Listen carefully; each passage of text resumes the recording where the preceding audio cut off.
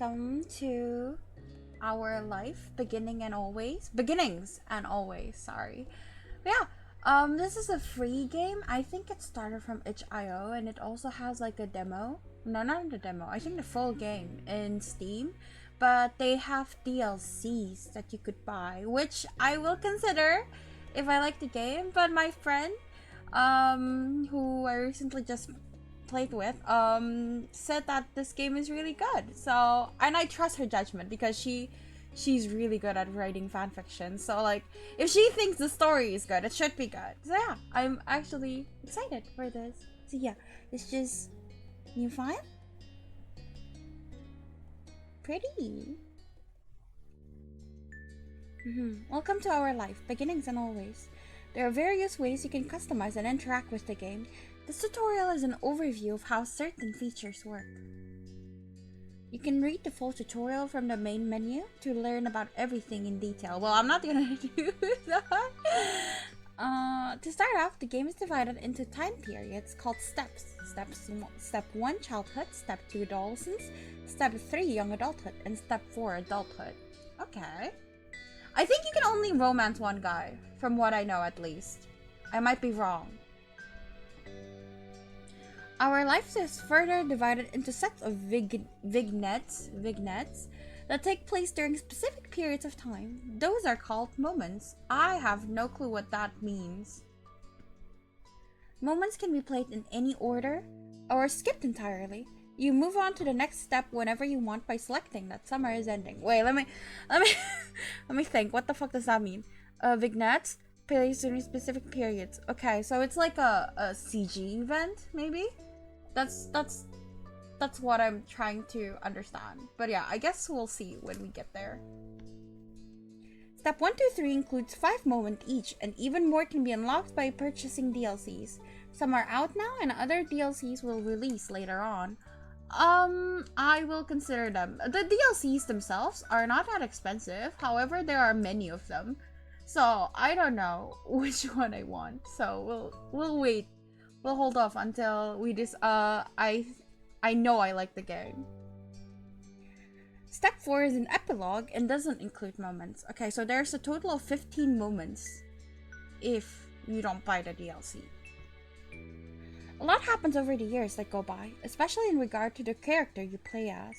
You determine nearly everything about the main character. Name, appearance, personality, pronouns, interests, skills, their relationship with major characters, and so on. You can also decide to change the details as time goes on, with a few exceptions. Your last name, skin tone, and eye color can't be altered once set. Much of the MC's basic traits are determined on a character creation sheet. As the MC grows up, more options become available on the screen. As mentioned, one of the decisions you'll get to make for your character is selecting a name. You can type in any name you like, or you can pick a preset name. Preset options are called voiced names because the name will be voiced aloud by the romantic lead.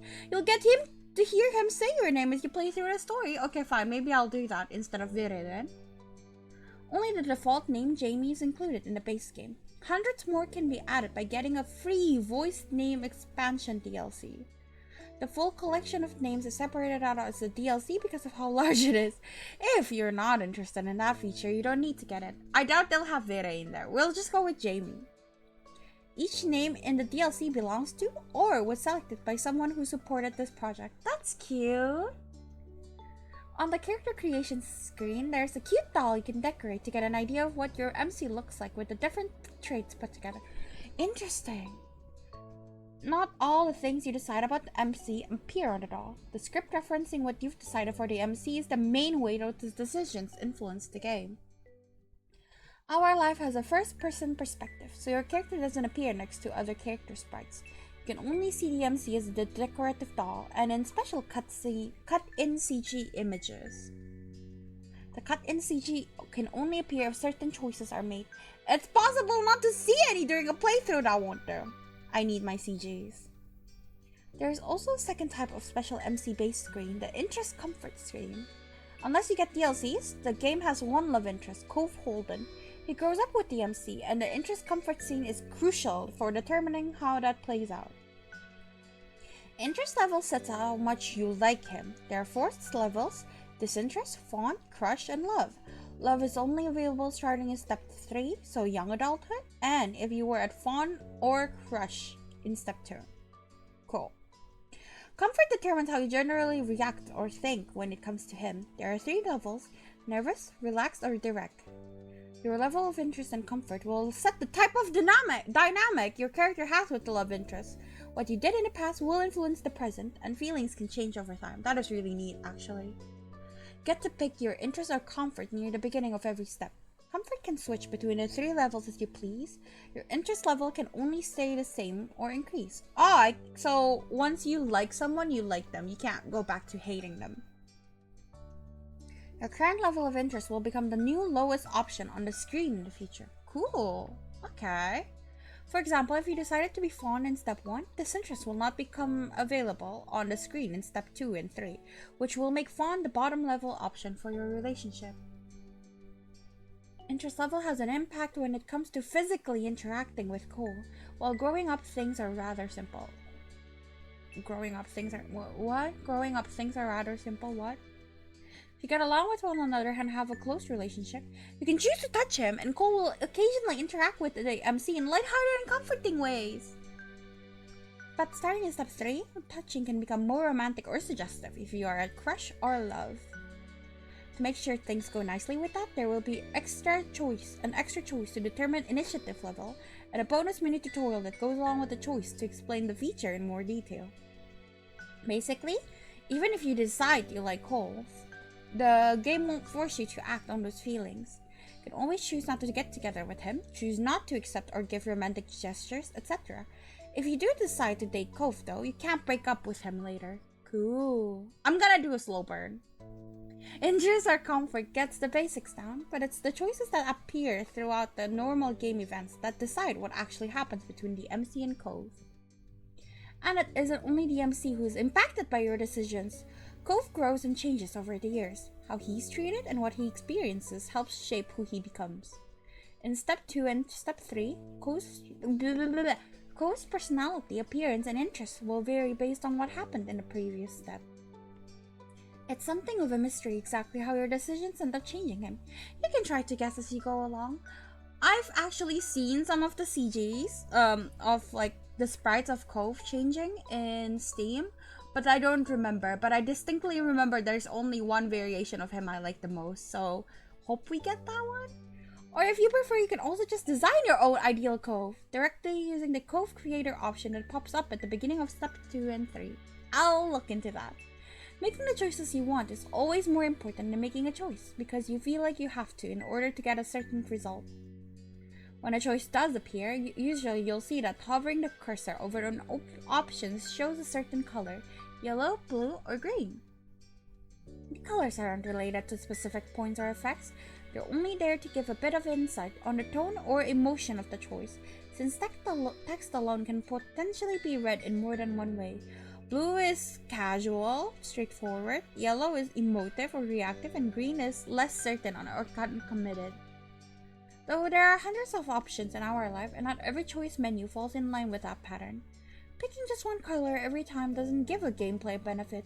Only stick to a certain type if that's what you happen to like. Otherwise, switch between them freely. Always pick yellow, never pick yellow. Pursue romance right from the start, never romance the love interest. Be disagreeable or amiable. None of them will lead to a bad ending.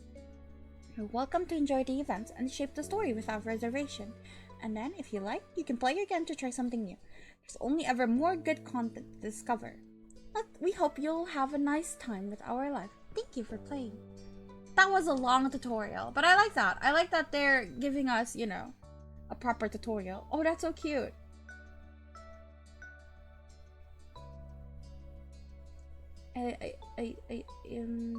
Let's just do round. I'm peachy. I think I'm peachy. Cute. Oval. I kind of like oval.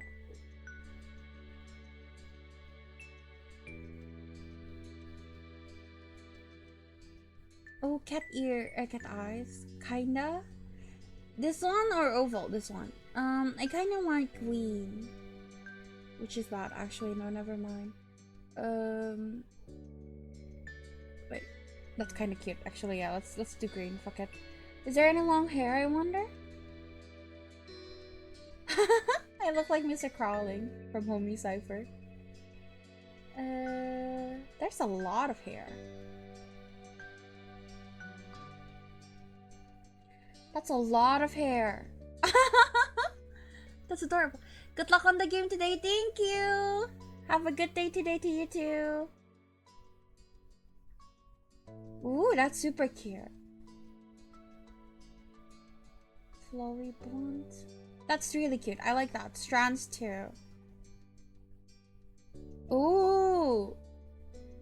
There's so many options. I'm overwhelmed already.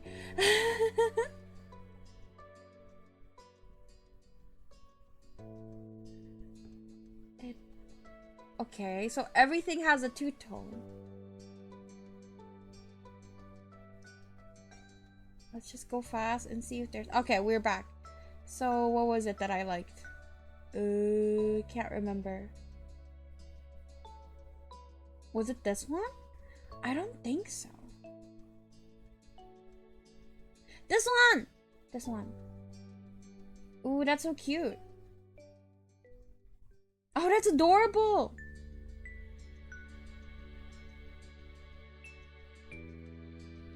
Ponytail one. That's so cute. The pigtails are adorable. That's more like my hair IRL. I might do that. Since the game is talking about how it's like about your real life and stuff and like just choose what you like, I might choose the braids just because it looks the most similar to my IRL hair. Though my eyes are not green. Unfortunately. That's so cute. That's kind of wait. But this one's cute too. Okay, fine. We gotta focus. Okay, this one. Let's just keep black. No, I want, if you have the blue that I like, I want the blue. But otherwise, okay, let's keep black then. And then let's have the name the same, so that way we can get it voiced. I want the names to be voiced. And then birthmark. What is this? Oh, that's so cute.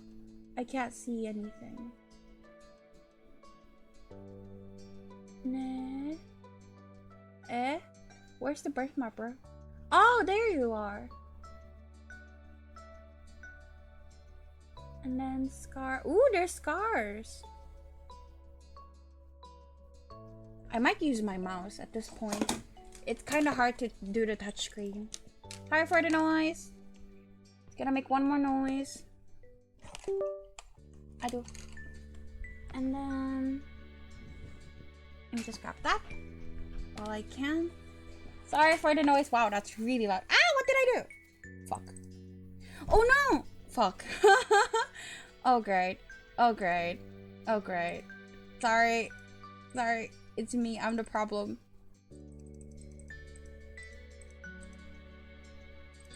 Oh no.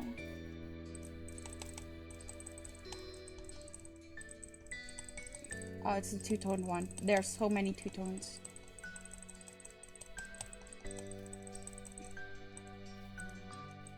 This one, and then it was wavy. Yeah. Okay, let's go back to this. Scars? I do not see the scars. Oh, sorry. Oh, the cheeks! Oh, they're so cute! And I actually like freckles despite not having them. Freckles are adorable. I want slender because that's the one I like. Oh, that's so cute. Oh, my eyes are too big though. Should we give myself glasses or not? Kind of want glasses. This one? I look like my doctor if I do that. Like that? I guess? Yeah? Each page. So many things. I don't think I have any birthmarks. Scars? I technically have one, but not here. Ooh, can I have all the freckles? This actually not. Because I can't see it. So I wanna see. Dresses! Yeah, sure. I wear all of those. Yeah. I don't like hats that much. It's just fine. Fuck it. I don't care. Okay. Done. Hi, Madness! Are you done with your stream? Summer in Sunsetburg was a special time of year. Your usually sleepy town began to bustle. It was a popular tourist destination, with people coming from all over to enjoy the beach, the weather, and the relaxation that comes with both. Smell of the ocean, crisp and salty, hung in the air, bringing 3 whole months of schoolless vacation with it. During the summer, your mom didn't like you to wander too far outside your neighborhood, so you know the area pretty well. That included the people. Yeah, fortunately? Why fortunately? You didn't enjoy it? Families came and went from Sunsetburg, but they mostly stayed and did what your mom called putting down roots. They built businesses, they got to know each other, and they definitely said hello to the nice young kids who waved when passing their stores. Going for a walk around town mostly meant that the familiar, friendly residents waved, or asked how your family was, or most often, just said hello. He's not a strategist in these shows. You would not want to play the game with me then. That makes me sad. I'm in a precarious position to do his decisions. Poor baby. Okay, I'm going to answer as similar to how I would answer in real life, which means I'm going to be an anxious mess, because I am an anxious mess. You didn't really get why they always had to say hi. They saw you every day, but you nodded back at them anyway. You ended up saying hi to a lot of different people, since most of the tourists that came and went every summer were the same ones. You were too anxious to say hi back to most of the other residents that greeted you, but they all knew you well enough to expect that. If someone said hi to me, I would say hi back, but I would be like, why the fuck did they say hi to me? And think about it the rest of the day. So this one. It was the polite thing to do after all, and your mom had taught you to always be respectful. But today there was a man sitting on the curb outside your house. He was sitting with his head in his hands, his whole body slumped over, and you wondered if he was even a real person or a statue that had magically sprung up from the ground overnight. I don't play strategy games with many people at all. Fake news. I actually like strategy games, but like board games specifically. Resource management, I love that shit. But like thinking about actual war strategy and stuff, I don't like it. Whoever or whatever he was, you had never seen him before. One thing about knowing everyone in Sunsetburg was that people who you didn't recognize really stood out. It was rare for tourists to venture into the residential district, as your moms called it. I have moms! Oh my god! So for you, not knowing who a total stranger was set off a lot of red flags. Your mom's had a talk with you and your big sister Lizzie about this kind of stuff before. You hadn't exactly been listening at the time. You think it could be okay to talk to new people? They mentioned that some people aren't good to talk to, but other types of people can help you even if you don't know them. You remember that it's okay to run away if you feel uncomfortable. You don't have to worry about being polite then. I would just ignore him. I don't know him, so I don't talk to him. So I guess... This one? You weren't sure about this man yet. Oh, what? What the fuck? If he's, like, blocking the way to my front door, I'll be scared, of course. Who are you? But you were pretty interested. You wanted to know more about what was going on. Whether he was nice or not, you didn't want to be bothered. Well, if he's, like, right in front of my front door, I'm gonna go, who the fuck are you? You slowed down, your mind racing for ideas on how to get past him unseen, but it was too late to escape. There was a split second where your eyes met, and you took in a shaky breath, your eyes darting to the sky, pretending to stare at a bird who was hovering nearby. Hey. His voice startled you and made you jump, but still you didn't look at him. The bird landed on top of a nearby gatepost, and its black feathers ruffled against the gentle breeze. Trying to keep your eyes on it was tough, especially when the man stood up and started to make his way toward you.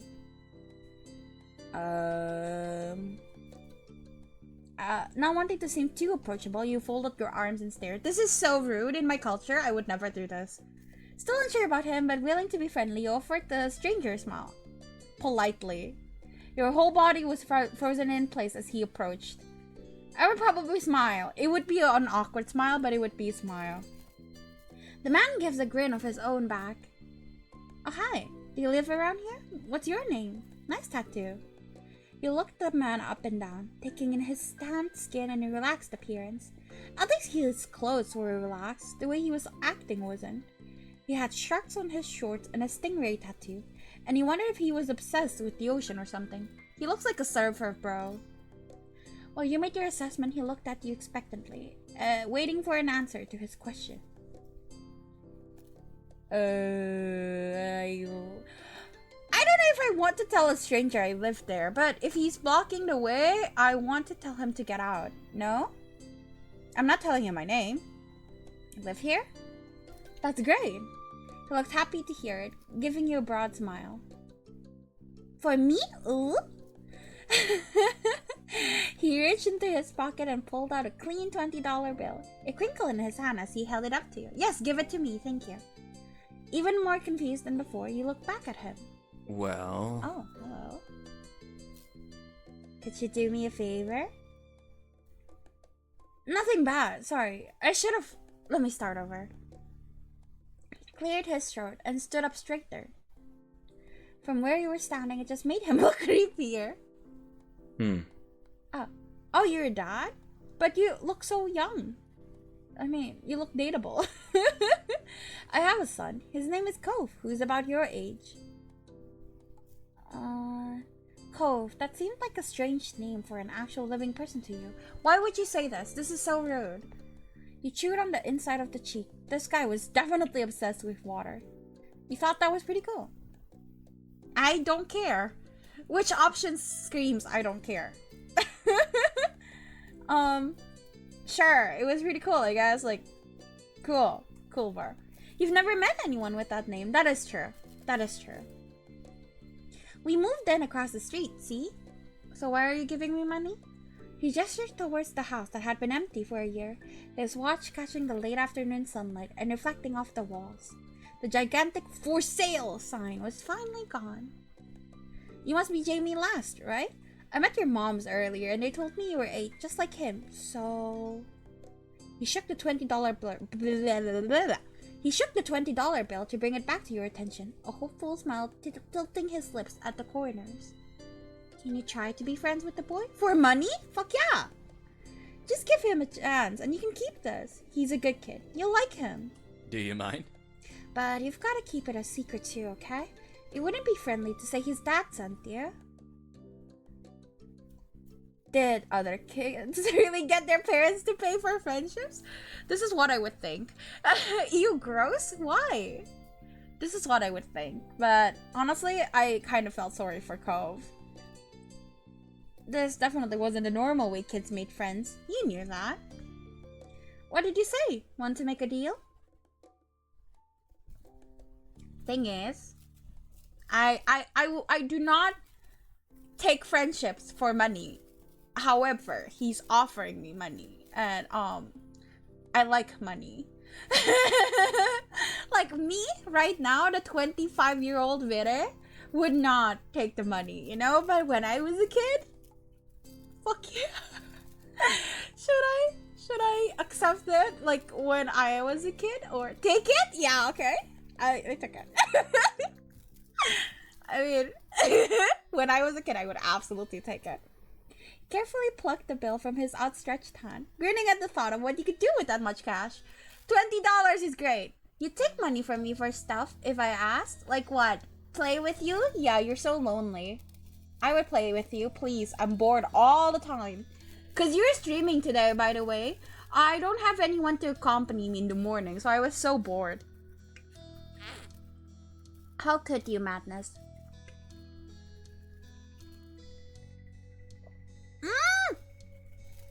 Sweets! Okay, I'm gonna try, and I'm sorry, I was drinking. Forgot to say. It was just silent. But I'm gonna try to answer the way I would answer when I was a kid. All the sweets I do like, oh, stuffed animal.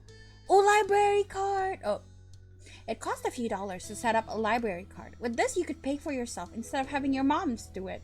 Why would I pay for something if my moms are doing it? And then you weren't even sure yet. It's either this, or this, or this. I do like stuffed animals. I told you I normally play something with him on Sunday. Last weekend was an exception because he upgraded his PC. I don't remember anything. How am I supposed to remember? But okay, let me think. When I was a kid, if I got a lot of money, I would buy a game console. I bought a PSP and then a Switch.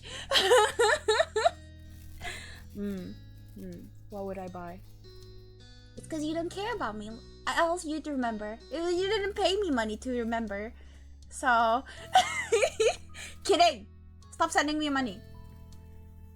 Be honest, you would buy food. That too. No.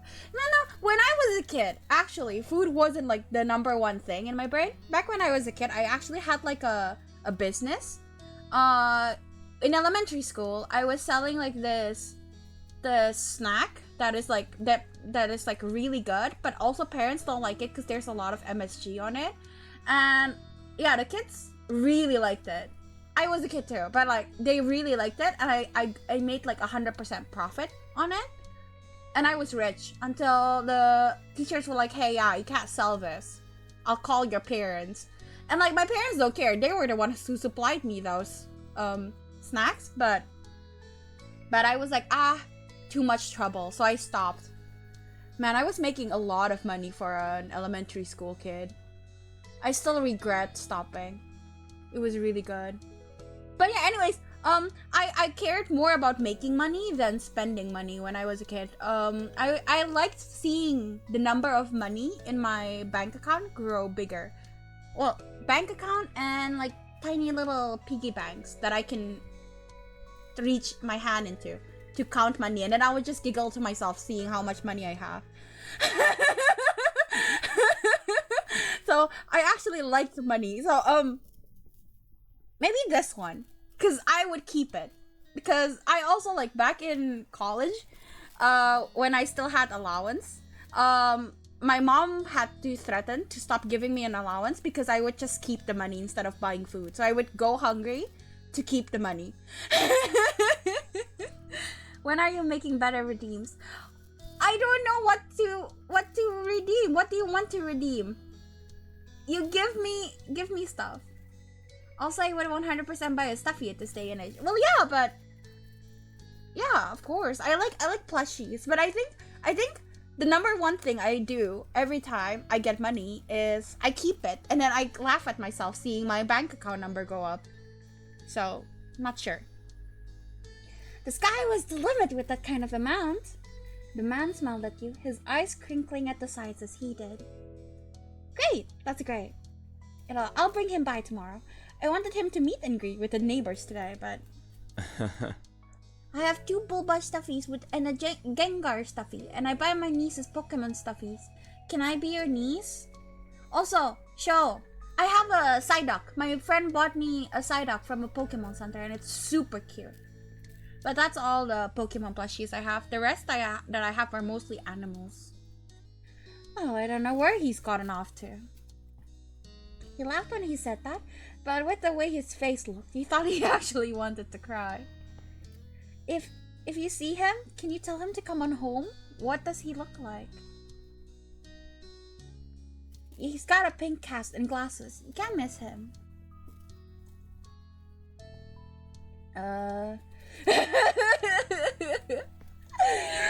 I would answer this. Sure, Cornhub has a category for that. Eh? For a Pokemon stuffies? Eh? What? I would answer this. Can I keep this either way? He chuckled at you and rested his hands on his hips. You sure can. The man smiled and reached out to pat you on the head. paused before doing so, and then pulled his hand away instead. Your moms are already checking around for me. Such a thoughtful group you are. Now I better go look too. Can't put everyone else to work while I keep sitting there. Oh, you asked to be my niece. I'll be the best uncle ever.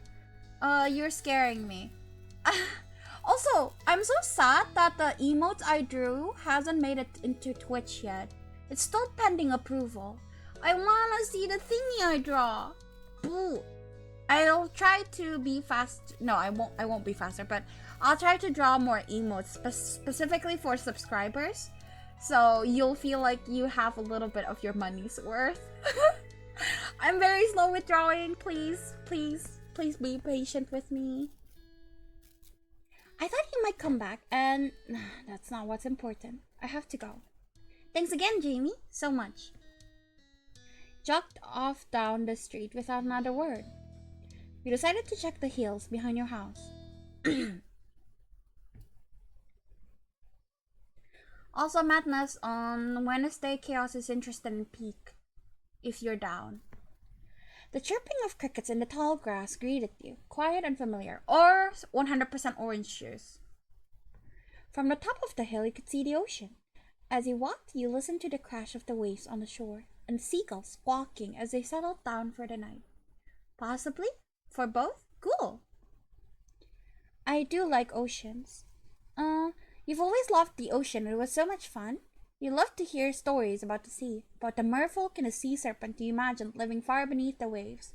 You didn't enjoy the beach all that much, especially the sand, which got absolutely everywhere. I like oceans. I love stories more, but I love reading about stories, but I don't believe in them. I was a very logical kid. So, I guess it was so much fun. Sometimes Lizzie would join you, the two of you splashing each other in the waves. Those were the best days. You took in a deep breath. You wanted to try relaxing and couldn't. You weren't sure what, but something told you that you weren't alone, so you glanced around. It's him! There was a boy sitting at the top of one hill, almost completely hidden within the long grass-white flowers surrounding him. His head was buried in his knees, staring ahead by himself. For whatever reason, probably just that he wasn't paying attention, he hadn't noticed you yet. You watched him a minute longer, feeling a little bit like you had found a deer in the wild. Though deer didn't have green hair would probably be my first, notice. But this new boy did. You watched that as it fluttered softly around his face in the breeze. After a few more seconds, he took a step forward, then another, and then he glanced your way. His aquamarine eyes reflected the light of the moon. You stopped, raising a hand to acknowledge him and show you weren't scary. Are you lost? That would be my first thought if he's sitting here looking like he's gonna cry on a random hill. Anyways, I have a headache, so nap time. I'll be lurking. Hope you get better soon. Sleep well. With a start, he jumped to his feet, his hands balling into fists at his sides. He didn't say anything, just stared at you in a strange way. He had been crying. There were traces of tears on his cheeks and his knees, soaking the hem of his shorts, and his eyes were still shining with a few more. He has very pretty eyes. You had obviously caught him off guard. His pink cast seemed to glow in the twilight, though when he caught you staring at it, he hid his arm behind his back. Something the man earlier had said stuck out to you. Cove? Oh. Eyes wide, he studied you. How did you know that? You touched the money in your pocket, feeling it crinkle beneath your fingertips. I would immediately rush home to put that down so I don't forget it somewhere. That is a lie. I met your dad? Oh. So, is this your hill? He gestured with his uninjured arm to the patch of grass surrounding you, his face falling at the prospect. I can leave it if it is. You can't own a hill. Why not? How could you? You just do. I had a hill back home. Well, this still isn't mine. Oh. He sat back down with a thump, resting his chin on his knees again.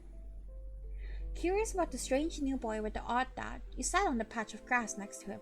I'm just thinking, because he's a child. In nothing but a wife beater. I forgot the nicer way to say that. What is it called? Tank top? I think so.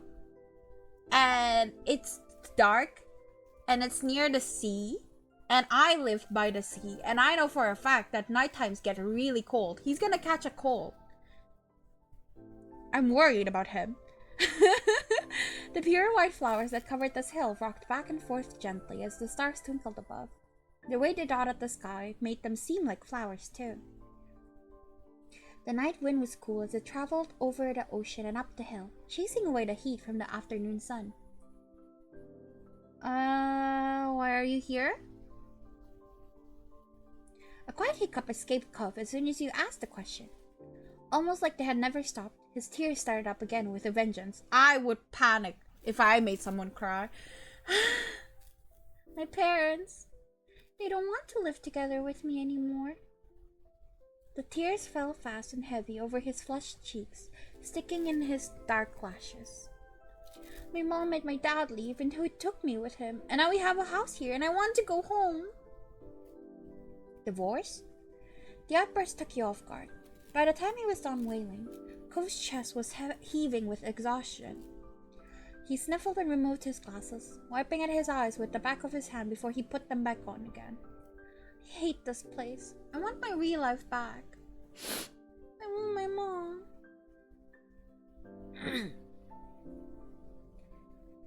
Your dad seems kinda nice. He slipped his hands underneath his glasses and pressed his fingers against his eyelids. Cove wound himself up again for another long crying fit. It must be hard for Cove, living here without his mom, but at least he still had a parent who cared about him. But from way off the distance, you heard your parents. Jamie! I kind of want to change my name back, because they said the names are gonna be voiced, but it's not voiced, like, not everything is voiced. No, very stupid. So, can I change my name? No? I can't. Okay, maybe later then. Cove? Aw, cool. Kids, where did you go? Cove looked at you, tears still clinging to his cheeks. Don't tell them we're here. I want to go home. I don't want to go back to that house. I want to go home.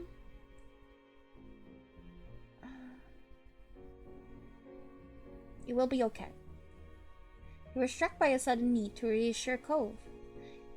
It's not gonna be fun, but isn't he your family too? Yeah, I guess. Then you can count on him when you really, really need him. You shot him a grin and pushed yourself up to your feet. Slowly, Cove stood with you, still looking a little reluctant. His dad's voice rang out again. Cove, can you hear me? He looked toward the sound of his dad's voice, silent, then turned away while rubbing his not bandaged arm. Sorry. I still don't want to go.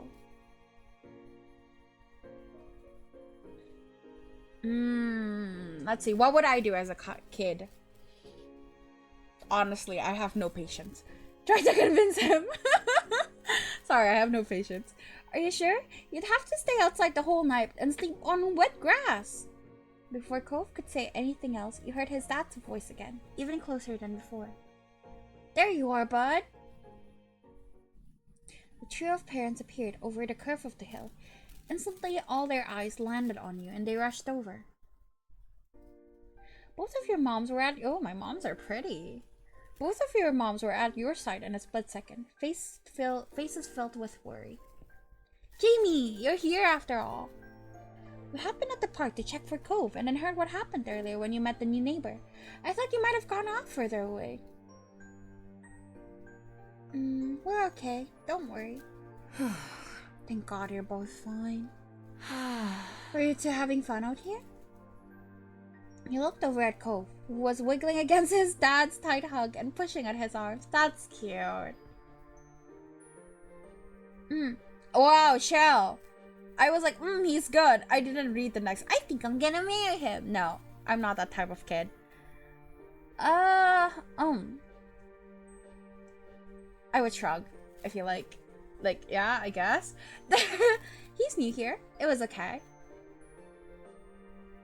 Finally letting go of his squirming, scowling son, Cove's dad turned to the three of you. That's a relief. Thanks very much for finding him. I really don't know this neighborhood. Good thing Jamie knows this whole area so well. Absolutely. We should be getting home now. It's been a long day for us all. Say goodbye, Cove. Bye. Cute voice. The two of them walked off into the darkness, heading towards the neighborhood. You watched Cove's bright pink cast until it disappeared. Tell you what, we'll have a proper playdate tomorrow, okay?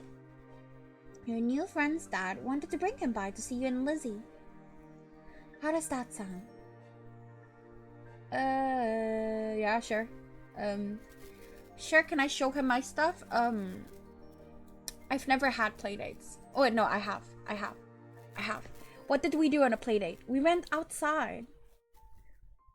I guess I would show them my stuff, because what else will you do on a playdate, right? Of course. Then okay. Both of your moms laughed, the sounds overlapping into a warm, familiar chorus.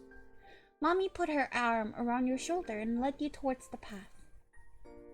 Satisfied and more than a little ready to go to bed after a long, exciting day, you followed them home. Choose your feelings towards Cove. Okay, I would be indifferent, for sure. Comfort would be, I guess, direct. I guess I'm like a direct person. So far, like, most of my choices were blue, which was direct. Which is weird, because I really thought I would be like a nervous person, but I guess I'm direct. Yeah. Yeesh. Early the next morning, you were poking at your food, eating it slowly. Your sister Lizzie had run out earlier to go play, but you had stayed put. Today, just like your moms had promised, Cove was coming over to hang out. Excited to see your new friend again, Jamie? We're not friends, really. Okay. With that said, are you done with your breakfast? Also, nice place. Yeah? With all the exasperation an 8-year-old can muster, you look at your empty cereal bowl, then at Mom. Okay. Okay, attitude kid, we see. All I did was nod! All I did was say, yes, I finished. You asked, what do you mean, attitude? What attitude? I'm answering. Anyways, good job. You should be here soon. Cleanup began, and then on cue, there was a knock. It was hesitant, like the person wasn't sure they were in the right place. Still loud, though. We need to get a more obvious doorbell. I know. Jamie, could you get it? Because Mom said so. You wandered over to the door.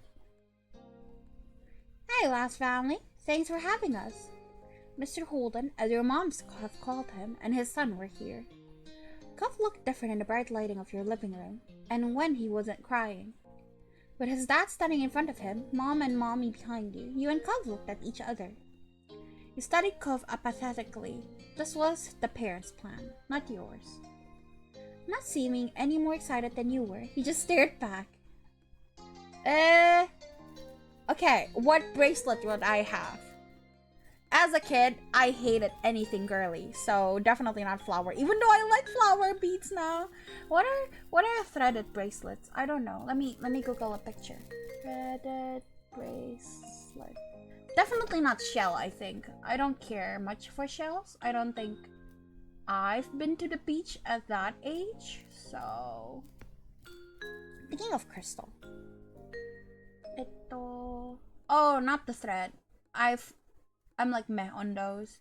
Okay, crystal bead bracelet then. Do you want to go play in your room, Jamie? Sure. I've got some cool stuff. Come look. Okay. Take care. Let us know if you need anything, you two. Have fun, kids. See you. See you later, son. Play nice. You led him to your room, puffing up your chest a little bit at the sight of your treasures. Oh, that's such a cute doll! Look at that! There's your baby! Oh, there's a sheep! Aw, so cute! There were lots of stuffed animals, a cool bed, and a window to look out. It was a great room. You hadn't had anyone to show it to in a while, but you were really proud of it. He leaned in a little closer to one of your drawings on the wall. I like this. I drew that! Cool. You smiled at him. You were proud of that particular piece of art, and you were glad he noticed it. He turned to look around the room a little more, studying the books on your desk and the pictures on the walls. I feel like it would be awkward, no? Like, just like him looking around, like, what the fuck are we gonna do now? You wanted to say something, but didn't know what, so you let him keep looking. Then his eyes landed on a tiny box of beach things you had collected, tucked away by your door. He took a step towards it, before hesitating and pointing at it instead. What's that? A hoard of stuff I found on the beach. Oh. Do you have any driftwood in there? Dragging the box in the middle of the room, you and Cole flopped down next to it. I do. Look. You gestured to a piece at the bottom, still covered with specks of sand. Neat. This is a good collection. You got the sense from the tone of his voice that he wasn't just saying it to be nice, or to be like Shiloh. What the heck is a Shiloh? Is that like a name, or a word I don't recognize? He actually meant it. I forgot about Shiloh. Shiloh? Ah, he's friends with my older sister, and he's supposed to hang out here this afternoon. Do I have to see him? You don't have to do anything, but he's going to be here. Anyway, I found this gigantic shell here stuck to an even bigger rock. You pulled out seashell after seashell, explaining where you had gotten each one and holding them up against the light. There were big ones, small ones, pink, purple, and orange. Most of them you washed off in the bathroom sink when you brought them home, cleaning off the sand. Won't that clog the pipes? Ooh, no, I would never. Like, I like science, but I don't care about scientific names, so no. The collection was so huge and varied that you had lots of funny stories to tell for all of them. Your voice faltered a bit, but you kept going as best as you could. Probably this one. I don't have funny stories, but like, I would have a big collection. Apparently fascinated, either by the stories or by the shells themselves, Cove listened with what looked like the full force of his attention. Like when you almost got pinched by a hermit crab while searching for shells, and after watching him scuttle back into the ocean, you found another empty shell that was almost a twin to his home. It was a new experience to be the center of such dedicated focus, even if it was only directed at the shells. Kids, come down to the living room. You could tell the idea was making him unhappy, but Mommy wasn't giving you much of a chance to hang around. Cove hadn't been like this meeting you. You guessed it was because he thinks you found each other by accident, not that a parent made it happen. Yikes. I accepted the money, sorry. Mr. Holder must be right that telling Cove his dad was part of that would be a bad idea. Before you knew it, you had both been escorted downstairs and deposited in the living room, ready for Shiloh's visit. The two of you sat side by side on the floor of your home's entryway. I brought a box of shells. I wanted to keep looking at them. You should have asked. I would. Like, you can, but you need to ask. Sorry. Fine. What's done is done. You opened the lid, peering inside again. Cove reached in and pulled out a big orange shell. Oh! Like he hadn't spoken aloud yet. He turned to you and held it up, his eyes shining. I think this one is the best of them. That's my favorite too! Cove smiled at you and you both admired the shell together. It was a giant conch with shades of dark and light orange. If you held it to your ear, you could practically hear the ocean. Is that like a true thing? Like if you held up a conch to your ear, you can hear it? I've never done that, but I hear people say that a lot. I'm curious. I found that one last summer when we went to the beach on a picnic. The two of you were sitting on the floor, looking through your collection of the beach findings when the doorbell finally rang. My throat, sorry. My throat is gonna be so awful because talking a lot, tired. Cove jumped, startled by the sound. Since the person hadn't knocked, you figured it was probably Shiloh. Shiloh? He knew where to look for that. Lizzie's friend? You nodded, but that didn't seem to make Cove feel better. It was already obvious that Cove didn't hide his feelings well. You could tell what he was thinking right away. This isn't a good idea. It's just Shiloh, and where would you even go? He's at our only door, and if you go upstairs, he'll find you. Cove glanced around the room, his eyes wide, and finally paused with his gaze locked onto the back of the house. I can go out the window. Why? He was already walking towards it. Scrambling to think of something to say, he stepped forward, then paused.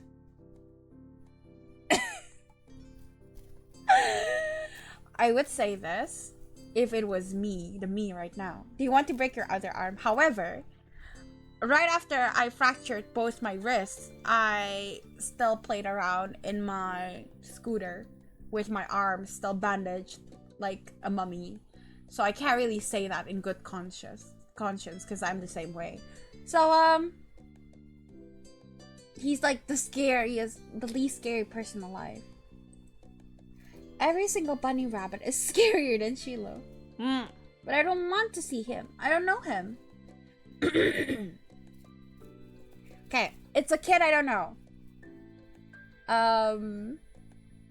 Encourage, I guess. I think I was nicer. Like, I don't tease as much when I was a kid, so I will encourage him. He's not bad, really. Shiloh is going to be more scared of you than you are of him. Okay. Shiloh poked his head into the living room. It was impossible to know for sure if he had heard what you've been saying or not, but you guessed that he had. Hi. Oh, how cute! Hi! And hi, Cove? Cove shot you an uneasy glare. Hi. I'm Shiloh. It's nice to meet you. Yeah. You have a lot of freckles. Oh, right. I do. What are you guys doing? We're looking at shells. Can I do it too? Cove shrugged, then looked back at your box of beach findings.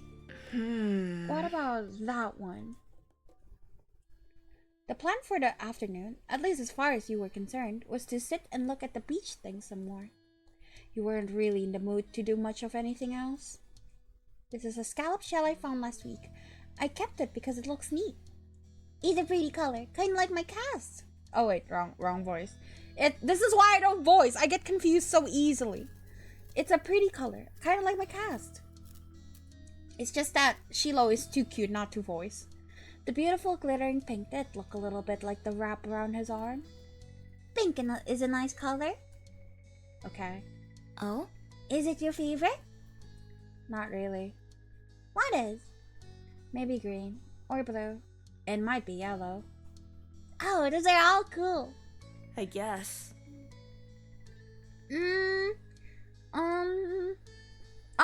As a kid, I would say there are better colors. I liked purple a lot when I was a kid. Says you. Like usual, it didn't take long for Shiloh to get fidgety. Lizzie was his favorite.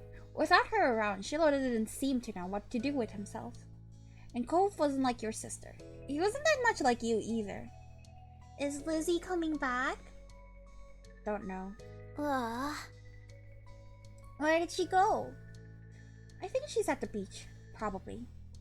Is she playing at her park? She has a park? Oh, the park, I guess. Cove's eyes lit up at the mention of the park, and he looked towards you. There's a park? Yep, but it's old. Hello, welcome, Vivian. Can you show me? I want to go. He started getting up before you had even answered, and Shiloh jumped up beside him in excitement. Really? You do? Really? You do too, right, Jamie? The park is fun. I love the park. Yeah. Yeah, it's right at the beach, and there's lots of stuff to do, and lots of sand. What is this game? It's called Our Time Beginnings and Always. I have links in the description box if you want to try it for yourself. It's free, but there are paid DLCs and extra content. It has a jungle gym and a bunch of swings. That sounds like it would be cool.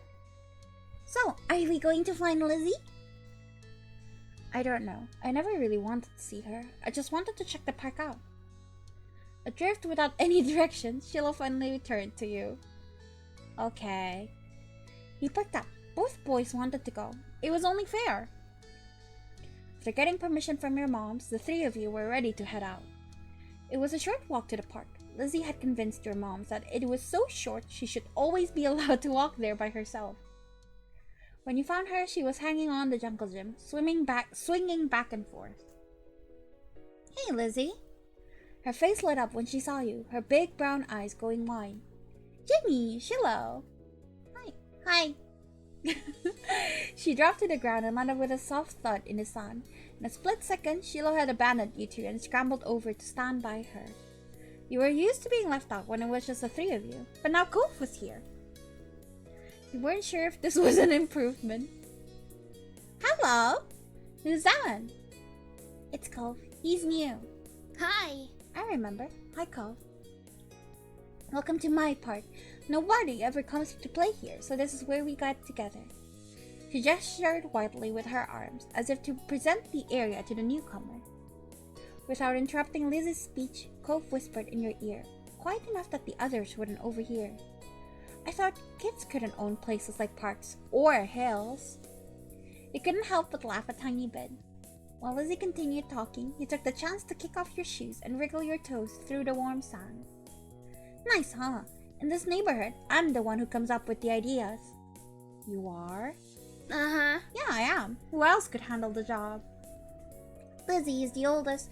I was thinking like, why can't we date Shiloh? And then I see now. He likes Lizzie, doesn't he? That's a shame. I always like the unavailable ones.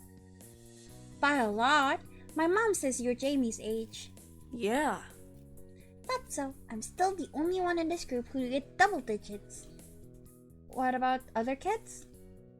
Other kids? There aren't any. We're the only kids here, and Shiloh is just visiting from another place. Not even tourists really bring their kids here. This is the land of the ancients. Be careful that the oldies don't try to steal your youth. Oh.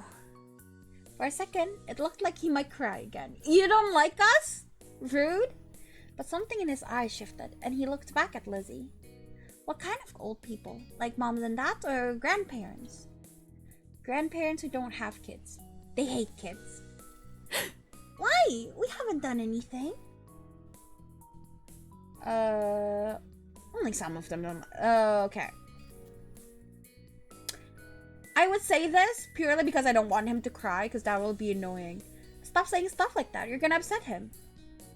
I saw this game on TikTok. Oh, really? It's been out for a while, so I'm surprised it's still like making rounds on TikTok. I don't know. I don't have TikTok. I'm a boomer.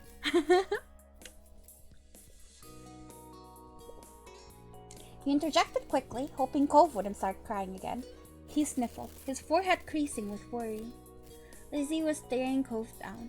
But Cove wasn't even looking at her anymore. He didn't seem to care that she was there. He went into his own head. Sheila was the next one to speak, completely unaware of the situation. I met Lizzie and Jamie in school. You'll see tons of kids there once summer is over. I don't want to go to new school. I don't want summer to end. Shiloh looked down at the dirt. He hasn't had much luck striking up conversations with Cove. Poor baby. I like summer vacation a lot too. All the building tension in the air suddenly vanished when Lizzie laughed. At Shiloh's discomfort at how weird she thought Cove was. Oh, it's a she. I thought it was a he this whole time. At something else entirely you didn't really know, but she laughed, face crunching up. Okay. Welcome to Sunset Bird Cove. Take a seat, put up your feet, and get used to it. He's so upset. Ah, he's right. For the rest of the summer, Cove was always there. You saw him more often than Shiloh, and on some days when she was in a bad mood or busy, you even saw him more than Lizzie. He became a staple of your everyday life. That's why sun and lunch on the beach were. That first summer, you hadn't really been interested in him one way or another. It was just a kind of a fact of life, someone you met with because he was there. Of course, that was only the start of things. Oh, what is this? Oh, cool. Okay.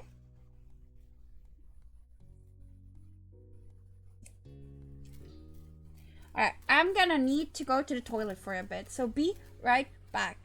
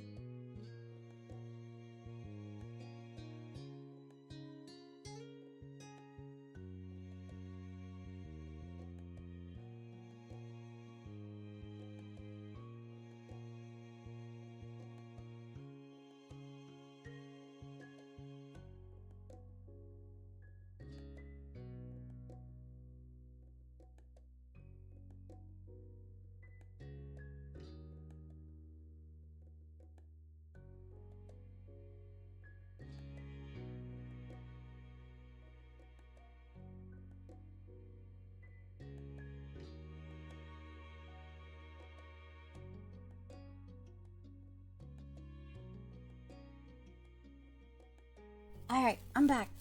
I saw this game, so cute. Yeah, I've only played a little bit, but it seems really interesting so far. I like it. Okay, so what moments do we have? I think I'd like to see Sandcast. Oh, it's like we can just choose all of them. Okay. Shopping? Come back before it gets dark. Alright, sport? The familiar voice drifted across the street and drew your attention away from the snail you've been watching inching slowly across the pavement. Cole waited in front of his dad, pushing his green hair back off his face from where the breeze was blowing it over his glass.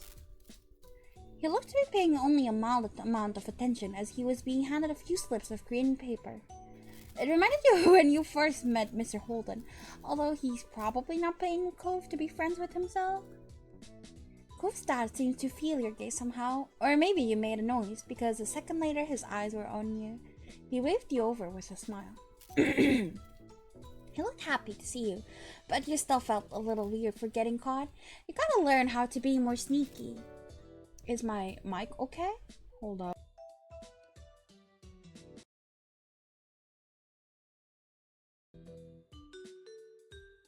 Hopefully it's better now. You brush your hands together to free them of sand, then walked over to join the two. How's it going? Good to see you again. What excitement are you up to today, Jamie? Stuff. I found a really cool snail across the road. He was slimy with funny eyes and a nice shell. Mr. Holden grinned at your enthusiasm.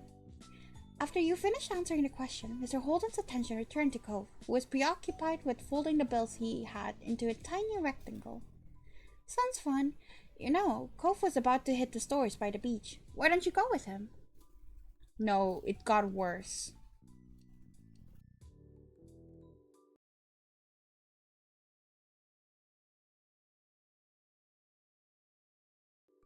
You know why sometimes my mic gets funky and why it's fine other days?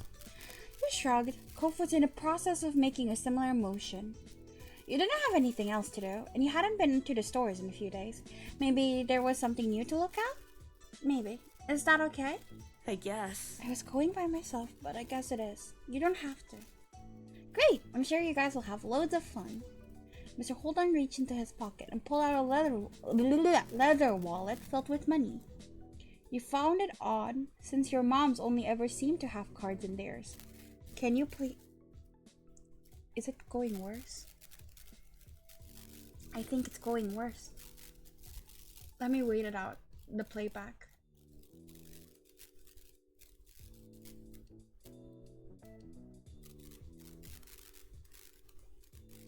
I feel like it's going worse. Oh my god, I can't.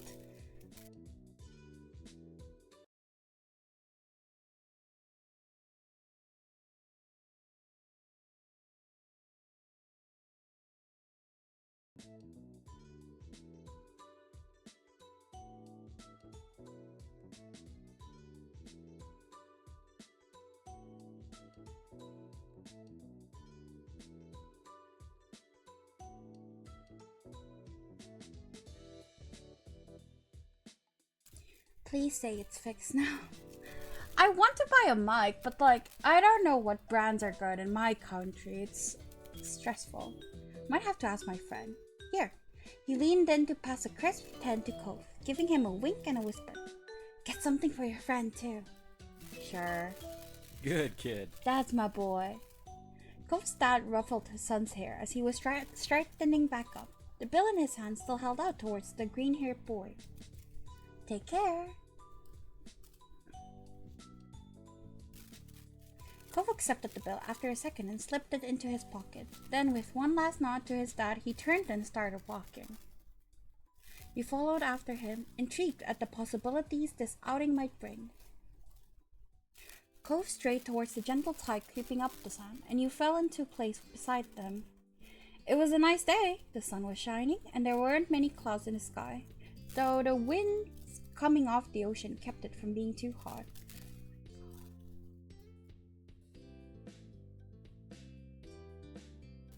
I tried lowering my mic a bit, see if that works. You took in a deep breath, enjoying the scent of salt and ocean air. When you looked at Cove, he was dragging his feet through the sand a little, and you slowed down to wait for him. His eyes search the ground intently. Ooh. I feel like he's looking at shells, no? Because he was interested in my shells. Are you looking for shells?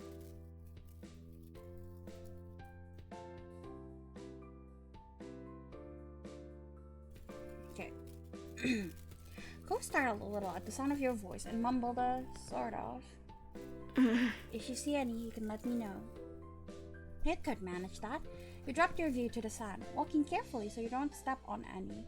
You were good at finding shells. You had a lot of them at home and always found new ones whenever you visited the beach.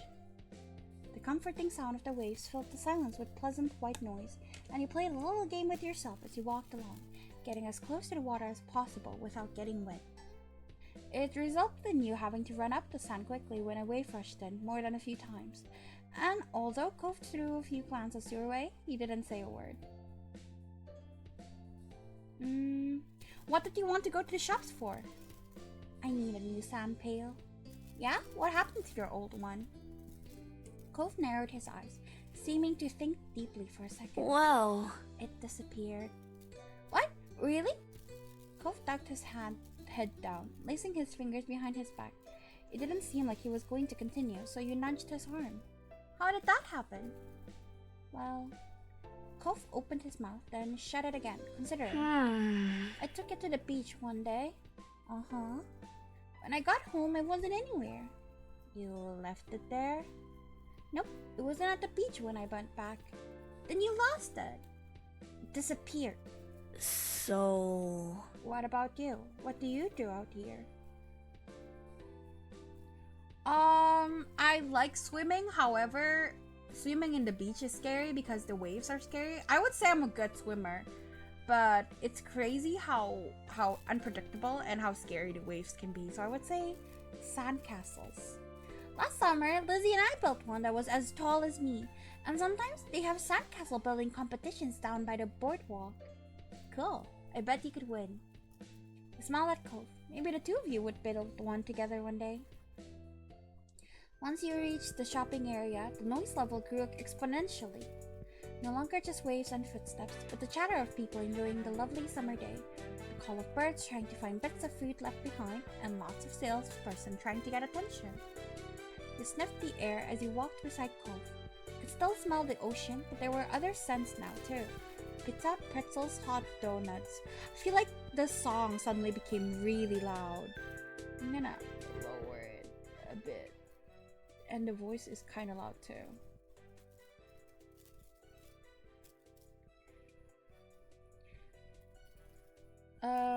It was nice. The energy surrounding the area seemed to fill you.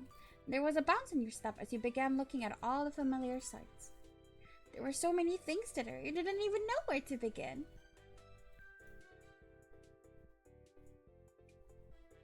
Wait. Okay. Cove was glancing from one side of the street to another with a look in his aquamarine eyes that you couldn't quite work out. What's that? Cove pointed to the large crowd of people gathered near a few tables with large colorful umbrellas blooming from their middles. Couldn't see past the adults who were blocking the way, but you knew there must be something worth seeing. Without another word, the two of you hurried over to see what all the commotion was about. Feast your eyes on the amazing Alexander! In the center of the crowd was a man with a tall hat and a funny green coat that had three long tails. There was a little table next to him with a cloth hanging over it that read, "The Amazing Alexander," in the glittery golden script. Why tell people his name if it's already on a sign? Cove hummed with understanding, then turned to walk away just as the Amazing Alexander began shuffling a deck of cards. I want to see the show! Cove glanced back at the men.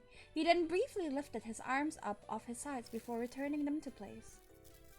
Okay. You may not be impressed, but at least he didn't ditch you. You grinned, waving for him to follow as you raced back to stand in the crowd. With that, it began. The magic man pulled one card out of the deck, showing it to the curious onlookers. It was a 4 of diamonds. Watch closely. You did, squeezing through a few of the adult onlookers to get a better view. Suddenly, the man snapped his fingers and the card just disappeared. Whoa! He's so unimpressed. The amazing Alexander, who had earned his title, turned his head and looked directly at you. He reached out with a kind smile. What's this behind your ear? Nothing? It was true. You didn't keep anything there. He smelled like popcorn and candy when he stepped closer, and you wrinkled your nose in confusion as you watched him. You felt a tug, and then he pulled the 4 of diamonds out from behind your ear. What? You knew that it couldn't really have come from your ear, but you still didn't get how he had done it. There was a light applause from the crowd, and the man gave a deep bow. This is for you. The magician plucked a pair of balloons from a clump of them tied down to his table. Both were in the shape of a dolphin instead of being a normal circle. And one for your friend too. Thank you for being my assistant. Wow! Now you were really grateful he chose you. After that, he went to someone else in the crowd. Pick a card! Any card! My uncle does that every time he visits. Not the balloons, the stuff with cards. Cove spoke plainly while reaching over to take the dolphin that had been designated for him. I need to go eat. I will come back later. Thank you. I hope you have a pleasant meal. Thank you for watching. At least I had a fun time. Saw a magic trick, and you got a great balloon. That was more than enough to make it a worthwhile event. You thought that if you could find a card to practice with, maybe you could make it disappear too. The crowd started to clear some, and you noticed to the side there was a whole rack of brightly colored kaleidoscopes on display. Ooh, kaleidoscope. I've never seen those. Oh, cool, check this out. You shifted your balloon string to your other hand so you could bring the mysterious tunnel to your eye. A whole palette of colors appeared right in front of you, spinning into all kinds of different shapes as you twisted the end of the tube. Cove picked one up and looked through, twisting the tube at the end. After a second, he set it back on the rack, moving to the other side of the stall. He went under the awning, careful of his own floating dolphin, and you joined him. Did you have places like this in your old town? Cove blinked at you for a moment, and you wondered if you shouldn't have asked. You knew how much you missed that place. Not really. You nodded in understanding, looking over at the stalls nearby. Oh, so cute! I want the dolphin one. While Cove looked at the same sand pails, you were drawn to a table with colorful keychains laid out on it. They were sewn in the shape of sea creatures, and there was a plate that read "Handmade" standing proudly in front. There were lots of different types. You saw a dolphin, a shark, a crab, a turtle. I want the dolphin. It's the cutest one. Your hand stopped on a dolphin, so similar to your balloon animal. It was made of a bright material that caught the sunlight when you picked it up. You remembered once seeing a pod of dolphins swimming out in the distance at the beach, jumping out of the water and splashing as they dived back in again. That was a great day. You were instantly enamored. Checking the price though, your heart fell. $6. You didn't know much about money, but you thought that was a lot to spend on one thing. You rarely had more than a $5 bill to your name. Though that changed the day you met Cove and his dad. You still had the $20 bill Mr. Holden gave to you hidden away in your room. It was a grand sum of money, but you could still spend something that was at home instead of in your pocket. Maybe you'd have to ask your moms to bring you here again one day, now that you know what you wanted. Is that what you want? Huh? Oh, it's $6. I didn't bring any money. Alright, it's fine. Are you sure? Cove took the keychain. Log? Yeah! Log, thank you. It's fine. Cove took the keychain from your hand, and that was that. He was holding a small yellow bucket for himself too. My dad told me to. You beamed, excited at the idea of displaying the keychain somewhere in your room. It was nice of Cove's dad to let Cove buy something for you too. Had to remember to thank him next time you saw him. After Cove paid, the two of you stepped out of the store side by side, Your balloon dolphins knocking together and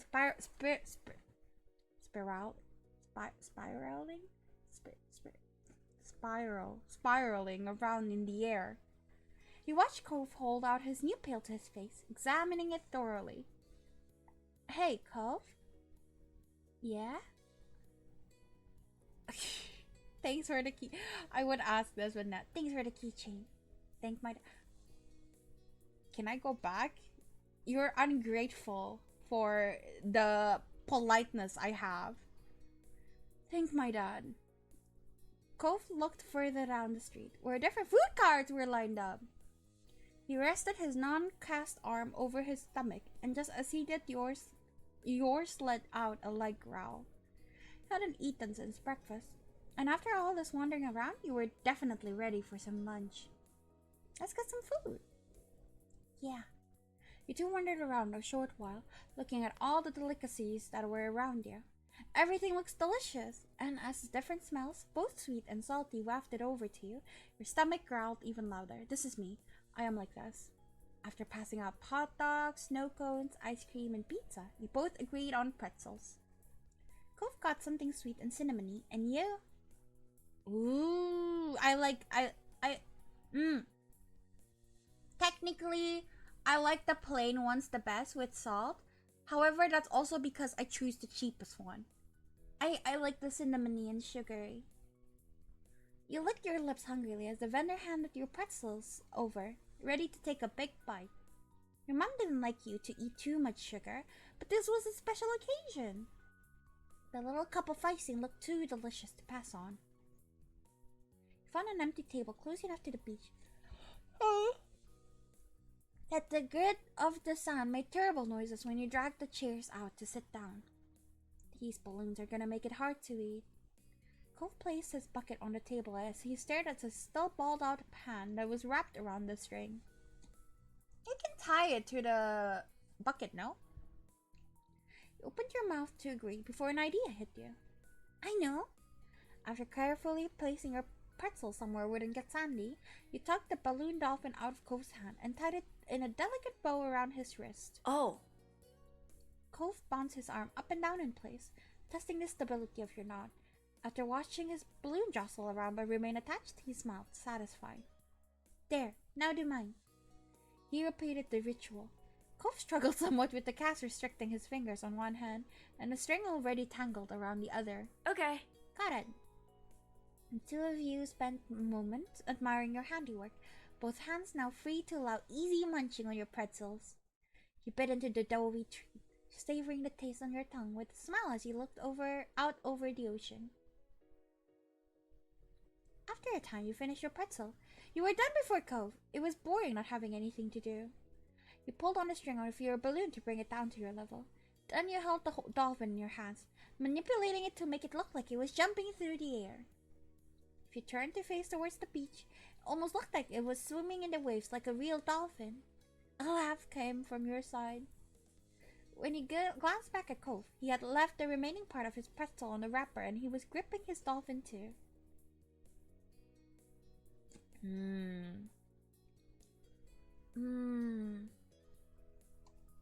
As a child, I would absolutely, it's just a regular dolphin. So, sorry, I'm a boring child. You sighed, thinking about how great it would be to have a pet dolphin of your own. What's yours? Cove considered this question, placing the balloon against the table and resting his free arm across it in contemplation. It's... With a loud pop, the dolphin exploded into ribbons. Oh no! I would cry. Oh no. For a second, all Cove did was gape in shock. Like you. Then his cheeks puffed up, squinting his eyes, and you saw tears start to glisten. Poor baby! His parents got divorced, he has to move into a new town, there's barely any kids there, and now he's balloon popped. Honestly, I'm a selfish kid. We can try and see if Alexander still has it. And if he doesn't, then I guess I'll give mine. We could go find the amazing Alexander. He could give you another one. You don't want to see Cove cry, and that's really all you can think to do about it. No. No? Cove stared sadly at what was left of his dolphin, tears rolling down his cheeks. He wasn't moving an inch from that spot. He thought that was too bad, not even trying to get another one. But if that's what you wanted to do, you couldn't stop him. Cove spent the rest of the outing sniffling and didn't talk much. Poor baby! The passing of Cove's balloon was the last major event of your adventure. In the end, the two of you headed back late that afternoon. You separated on the beach, and while Cove went straight home with his brand new sand pail in hand, you decided to sit for a while. You watched the waves and the sunset, fiddling with your new keychain. Another summer day was drawing to a close. It had been nice for the most part. Hopefully there wouldn't be any tears next time. Okay, grown up. One sweltering summer day, you were in your living room with Cove, listening to the sound of birds chattering outside the window while you lay across the rug on the floor. Cove's dad had dropped them off earlier, and your mom had left the two of you along with Lizzie, to play among yourselves. It had been too hot to go outside in the afternoon, at least according to Mommy, though your sister was starting to get impatient waiting for her golf class that evening. The three of you had trouble finding something fun to do. The beach and the playground were off limits, and you felt that it was too warm for anything like playing with your fuzzy toy animals. Why would you need no warmth for playing with fuzzy toy animals? I don't get it. Then suddenly, a light came to Lizzie's big brown eyes, and her smile spread wide across her face. Having an idea gave her a new wave of energy. Since we're stuck inside, we should be adults. They don't play outdoors anyways. They're always inside and telling everybody they're too busy to play. Why? Duh. I said why, and it'll be fun. Duh. What do they do inside that we don't, besides use the phones a lot? Excluding a small huff, Lizzie decides to ignore Cove. What do you think? Do you want to? Sure. You do? Seriously? Yeah. Hooray! Okay, let me think. What do I want to be? Back when I was a kid, when me and my cousin used to like stay indoors, we would play pretend like we would have a bakery and stuff like that. It was fun. We also had a play pretend to be like characters from Bleach or whatever, or Naruto. But yeah, like if pretending to be adults, like you can have a bakery, coffee shop. That's so cute. Satisfied that neither of you were about to bail on her, Lizzie thought over her options while you watched. After a few seconds, she clasped her hands together and beamed, apparently having settled on something without asking either of you. Okay. I'm going to be a professional golfer. Jamie, you and Cove can be a beach volleyball player, a gymnast, or a tennis player. Why can't we pick anything we want? Because I have a fun idea, that's why. And we have to play sports as adults? Yep. But there's other kinds of sports too. Right? It isn't the same. What do you think, Jamie? Don't those choices sound super cool? You want to be that, huh?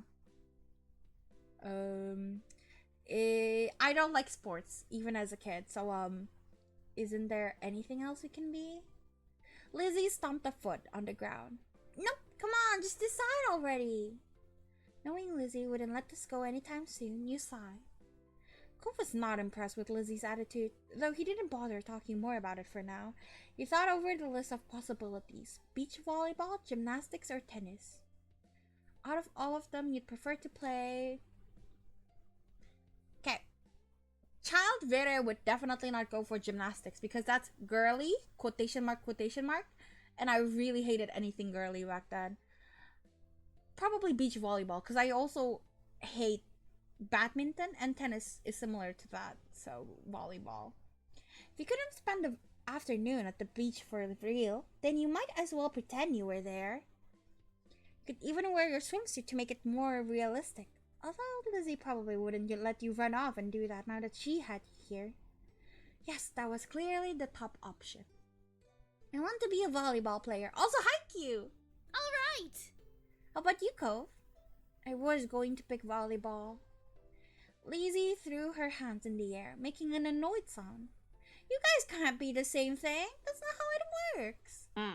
You didn't say that. The rule was picking from the list. You can't keep adding more. Lizzie looked at the two of you, then shook her head, resigned to losing this battle, but not the war. Fine. You're both volleyball players, but you're on the same team because there's only one. Lizzie's ponytail bobbed when she proudly stretched her arms wide. The Olympic team! What? We're Olympic athletes who just competed in the Olympics. Cove didn't seem all that impressed with the announcement. He made a face and then adjusted the glasses on his nose. That's really specific. Rude. That's what makes it fun. Anyway, Lizzie marched back and forth in the front of the both of you, getting lost in her own imagination. I won all gold medals and people are calling me the next Mickey Wright. Who's that? Lizzie stopped on the spot and turned on him, her brown eyes shining with impatience. It doesn't matter if you know who she is. It's a golf thing. You guys won medals too. Your team placed at silver. It's more real if we're not all first place. Wow. We can do better than silver. You pouted at Lizzie, unhappy with the decision. Jamie's right. Sorry. Lots of people lose at the Olympics, then miss the breaks. Then you lose too. Then you're the one who did, not me. Exactly, Cove. Lizzie looked taken aback by Cove's declaration, as though the thought of her losing was completely absurd. No way, it wouldn't make sense. I'm already practicing my golf game. She took a golfing stance to make her point, pretending to swing her club and hit an invisible ball. So, what kind of house do you want to live in? Cove hasn't changed his mind about winning, but thinking about where he'd live as an adult appealed to him, apparently, because he looked back at Lizzie with some of the anger fading. I'm going to live on the beach. Lizzie made a face at him, poking out her tongue. That's kind of boring. We already have that. No, not like the normal houses here with a street. On it. Right on the sand by the water. Just like that, all the tension was back. You haven't even had the chance to choose where you want to live. That's not very fun or smart, Cove. You can't live on the bunch of sand and shells. But I want to, and I will. Cove narrowed his eyes at Lizzie, even though she stood half a head taller than him. He didn't give out a list of things to pick from this time, so I'm picking that. Why are we even playing pretend if we can't imagine anything? Back when I was a kid, I really hated kids who would just be bossy a lot. I would not like playing with Lizzie when I was a kid. I would just get upset. Like Cove is. Jeez. Well, I'm going to live in a mansion far away from here and far away from you. One with an indoor pool and a place to practice my award-winning golfing. It's not fair. How come you were yelling about mine when your idea is even more impossible? Lizzie's face flushed red, her hands balling into fists at her sides. It is not impossible, and it's better than yours. Disagreements always seem to crop up when the two of them are together, and you always feel like you were stuck in the middle. But when it came to the topic at hand, this time you thought... I mean, I like mansions, so... But I like being on the beach too. What would I think is cooler as a kid? No, I've always liked money, but I don't want to agree with Lizzie because I don't like Lizzie right now. Beach. I wouldn't want to live on the beach. It'd be really great. Could have windows made of driftwood and seashell wind chimes. Cove granted you a small nod, which was a rare amount of acknowledgement from him. You didn't think it was that big of a deal. You can swim whenever you want if you live on the beach. You can still swim anytime we want from where we live now. Being a little closer doesn't mean anything. Says you. The two of them scowled at each other. You're being so unreasonable. You... I don't get what you want. This game doesn't make sense. Ugh. It does. You have to be realistic. I said that. But you're not. Had no idea what to do to make them stop at this point. It seemed like the two of them would just keep working each other up as long as they could. Nothing you said so far had kept them from being mad. Thankfully, like a greeting card angel, Mom walked into the room. Lizzie rushed to her, hanging on to the hem of her shirt, and poking out her tongue at Cove. Lizzie, Jamie, it's time to get ready and go. You alright with that? Sorry you have to leave already, Cove. Their mommy said that she'll walk you home so you won't be left in the cold. Cove was still glaring at Lizzie, his face flushed red with anger. I can go by myself. But without giving Mom a chance to stop him, Cove stood up and stalked out of the room, shoulders drawn tight. Huh? Okay. Worried, Mom turned to look down at you and Lizzie. And you were playing nice with our new friend, weren't you? I'm sorry. I would be upset at a person who just tries to control every aspect of the game, so I would absolutely tell the truth. No, Lizzie and Cove kept yelling at each other. They wouldn't stop fighting about everything. Her sister's jaw dropped, looking betrayed, as Mom put both hands on her hips. Elizabeth! I told you to be kind to him. He's having a hard time right now. Lizzie's mouth closed back up, replaced with a tiny frown. I know, I tried, but he was... That's No, but enough. we both know you can show someone a great time when you put your mind to it. We're going to apologize to Cove. Okay, that's a bit much. I don't want to do that. I don't want her to have to do that. We're going to apologize to Cove and his dad over the phone when he gets home from work tonight. Lizzie hung her head, dragging a foot across the ground in front of her. Okay, Mom. Good girl. Cut pieces of Lizzie sucking to herself about how it was his fault too, but it was over. Right. We better get a move on. Let's go. Let's go, kids. Nolani, where did you leave the car keys? Mom hustled you all out the door, and you noticed during the car ride to golf practice that Lizzie was quieter than usual. She was usually the first one to request which music to listen to in the car, but she didn't say a thing. Your parents noticed she wasn't in the mood to be bothered. They gave her her space, and Mommy just asked you what you'd like to listen to. Ooh. I would feel bad that she had to apologize to the guy, because I think like I would just like tattle, but like so that she doesn't do it again. But apologizing really hurts your pride as a child, so I would choose a song you knew Lizzie liked. Maybe that would cheer her up. You were happy to see it brighten her up right away, and she started singing along with you. Soon enough, her bad mood was a thing of the past. When the car ride was over, you spent the twilight hour watching Lizzie hit things with other girls her age. You didn't know much about golf, but you could tell that she really liked it, so you sat with your moms and tried to puzzle it out. It was nice sitting outside after being cooped up in the house all day, and you stretched out your legs to let the last few minutes of sun warm your skin. When the sun was finally out of sight, dipping behind the horizon, you all got ready to leave. Instead of going straight home, your moms took the family out to dinner. You went to a restaurant you had all been going to ever since you could remember. The whole afternoon had been a bunch of shouting. You hadn't been able to stop. They could tell that all of this helped Lizzie to be less angry. The car ride home was quiet, with only the radio providing escape from silence. Lizzie had been in better spirits now, but the closer you got to your neighborhood, the more she wiggled in her seat and frowned out the window. She knew what was coming when you all got back home. Clearly, she was dreading it.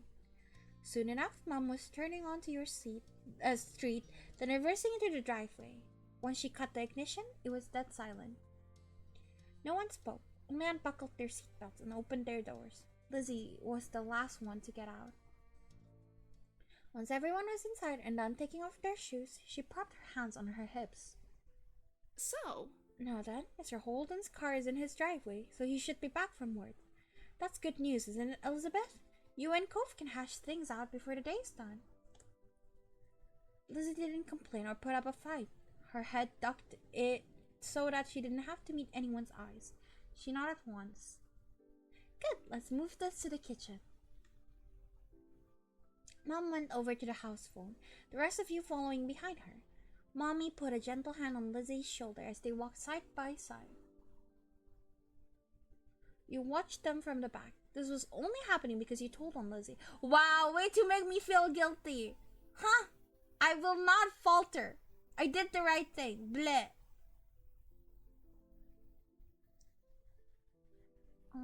Oh shit, they're actually giving me an option. I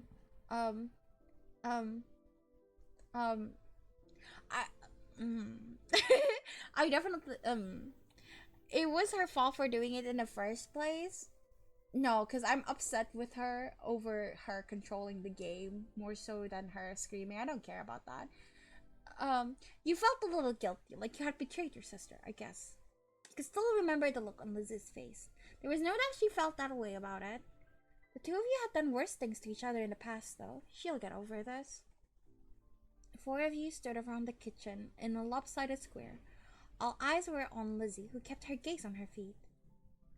You remember the numbers for Cove's house, don't you, honey? Lizzie jerked her head in another nod, sullen. Without further prompting, she stepped forward and she began to dial. Mom reached over and pressed a button on the base. Suddenly, you could hear the phone ringing. She had turned on the speaker.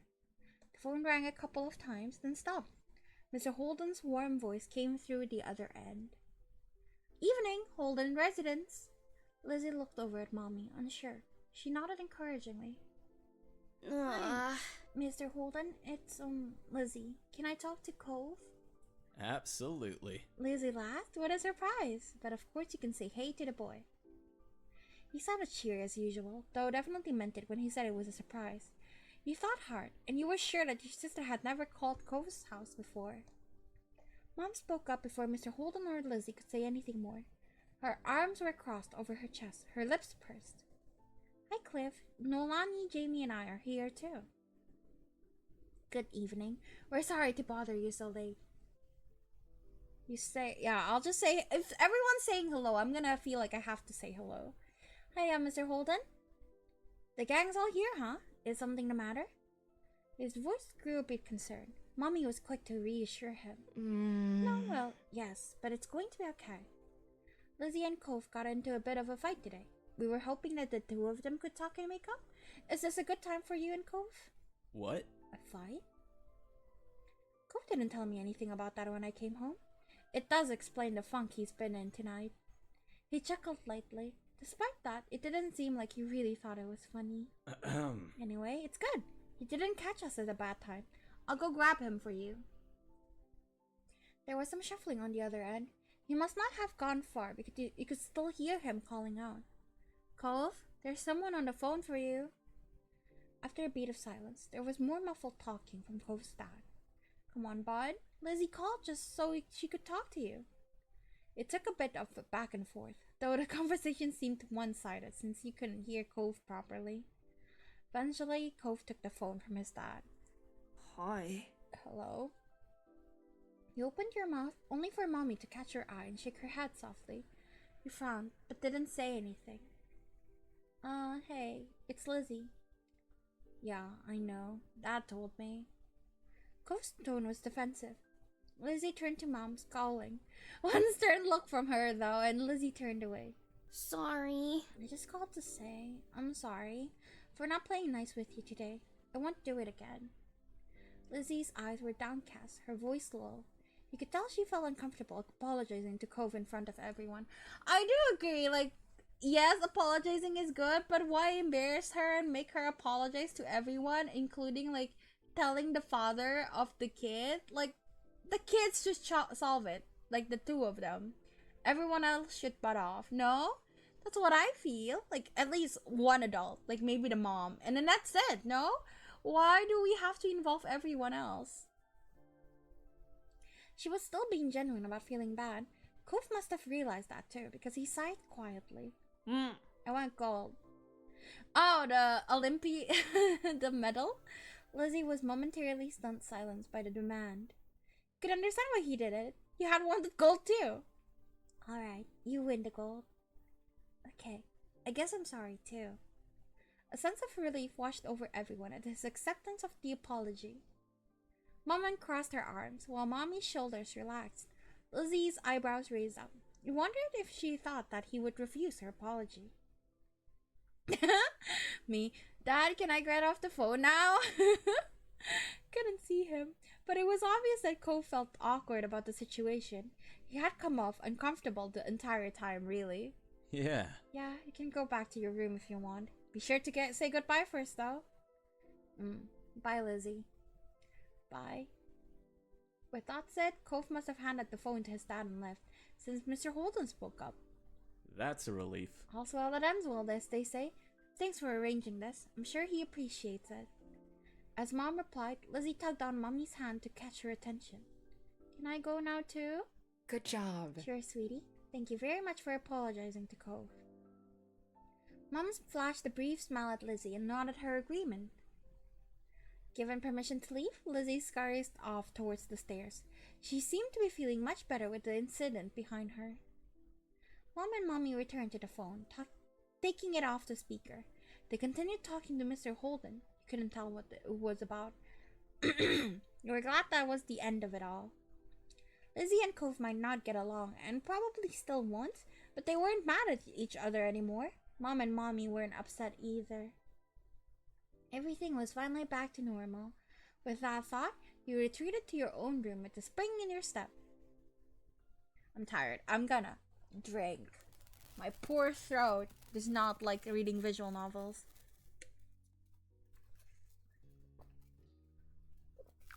I was thinking of playing this game until my stream with Unlighted in 2.5 hours, but I don't think my throat is gonna make it.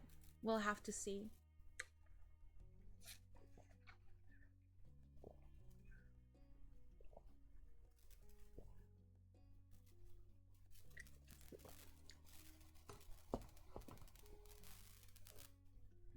Okay, long day. It was another scorching summer day, the kind where no sooner had you finished one cup of water, you were already filling it up again. Everyone else had something on, so that afternoon it was just you and Shiloh. This didn't happen much, especially since Cove had arrived. Why did my mic suddenly turn into shit again? Without Lizzie around, Shiloh looked at you for all the answers it made you feel? Honestly, as a kid, I have zero patience. I would be annoyed. Frustrated. He was always wanting to hear what you thought instead of giving his own opinion and expected you to come up with the plans.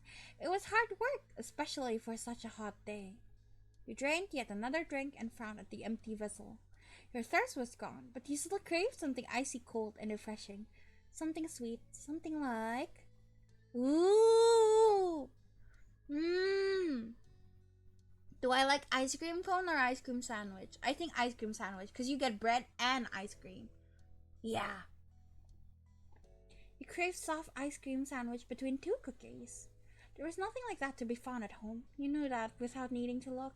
Your moms didn't keep sweets in the house. Outside, there were plenty of places where such goodies could be obtained, but they were shops and demanded payment in exchange for their products. You voiced your predicament aloud. I want an ice cream sandwich. Shiloh, who had been draped over the sofa, perked up. Yeah. That sounds good. We don't have anything like that in the house, and I don't have any money. Ooh, let me check if I have any. Shiloh rummaged in his backpack and proudly produced an assortment of coins, plus one stray button. You set the button aside and counted the coins in neat piles. Just over $1, you announced this to Shiloh. He had almost certainly come to the same conclusion, but he had been watching expectantly. It's a start. Shiloh beamed at you. We'll need to find some more. Okay. The two of you lifted couch cushions, stuck tiny hands down deep crevices in the sofa and under furniture, and scoured the back of drawers. Most of what you found was useless or gross. Bent paper clips, fluffy wisps of dust, or sandy crumbs. But every so often, one of you would strike silver or bronze and add it to the ever-growing pile of coins. Your mind wandered to the $20 bill tucked away in your room. It was enough for you and Sheila to get whatever you wanted and more, but you didn't take it out. That was too special to hand over so freely. Besides, Sheila would be curious about where it came from and might even mention your wealth to Lizzie. The exchange had been a secret. Dusty and disheveled from checking every room and squinting into every tiny nook, the two of you finished pulling your finds. Sheila held his breath as you counted the coins once again. $2.53 and 2 buttons. You didn't know when the second button had decided to join the party, but you were too pleased with your successful haul to throw it out. Is that enough? Figured he knew the answer without looking to you for confirmation. But the thrill of your success and the reward that would follow canceled out any other feelings you might have about that. your ice cream sandwiches are only $2.53. So one would be 126. $1.26 for an ice cream sandwich. That's so cheap. Where are they living? You could now afford something at the shops. Just one thing, but that was infinitely better than none. Shiloh clapped his hands. Yay! The two of you dashed outside. The promise of sugar buoyed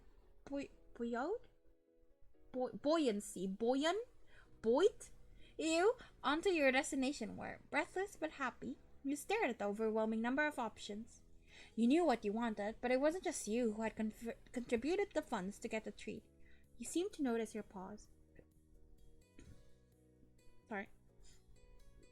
Aren't you getting an ice cream sandwich? Sheila asked as though he was entirely separate from the decision, rather than someone with a stake in the outcome. Do you mind? Sheila cocked his head to the side. It was your idea. You should choose.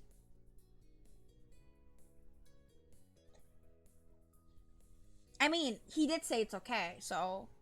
And I was a selfish kid, so... I'll get what I want. You were thrilled that Sheila wasn't going to be an obstacle between you and your original choice. Without wasting another second, you exchanged cold hard cash for equally cold, but maybe less hard dessert. Also, an ice cream sandwich, you can technically cut that with a knife. However, I doubt they will be allowed to touch knives. I, personally, am different. I have been cooking since I was like, what, 8 or something? I've been helping. So, yeah, but I doubt they would be allowed to hold knives considering how her parents acted. Finally, the reward for all your hard work was in your hands. You bit the ice cream sandwich. The chewy chocolate biscuit complemented the creamy vanilla ice cream inside. Held it out to Shiloh so he could take a turn, and he shook his head. You can finish it. I love you. You know that? This is the best character in this game so far. I love him. Can we date him? Can we not? Let me check. I am so interested in him all of a sudden. Totally not because of anything. Just suddenly I realized how great he is. So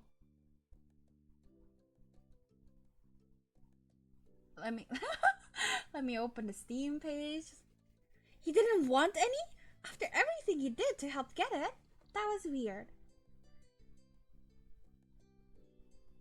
I want to try to include him. Even if Shiloh said it was okay, no, my reasoning wouldn't be this nice. It would just be like, oh, come on, I feel bad if you don't eat. Just eat. Even if Shiloh said it was okay, every story you had seen on TV or read in a book said that sharing was caring. You stood your ground, even as the tree started to trickle dangerously towards your fingers. No, don't waste the ice cream, lick it up. It is only fair that you have some. We both bought it. But you want it more than I do, and getting to play was a lot of fun already, so you can have it. That's more fair. You held it out to him. I want you to have some even more than I want to finish it, so eat your part. Relenting, Shiloh took the treat and gave it a taste. His eyes lit up. Thank you. It's really good. Thank you. I think I did a pretty good job in the voice acting. You smiled, pleased with your good deed. You picked the best one. Did he mean that? Shiloh was always nice no matter what happened. Even if he hated it, you knew he wouldn't say so. Maybe he thought it was gross, and that's the real reason why he didn't want to take some. You had no idea. You studied him as he ate a little more. He had every appearance of enjoying himself. Still weird. The two of you began to head back home as he ate. Oh, I already ate all my share? Aww. You walked side by side on the shore in silence, but your thoughts kept drifting to the boy beside you. Why didn't he speak up for himself? It was almost as if Shiloh didn't know how to say what he felt, or was too afraid to. Sad backstory, ooh?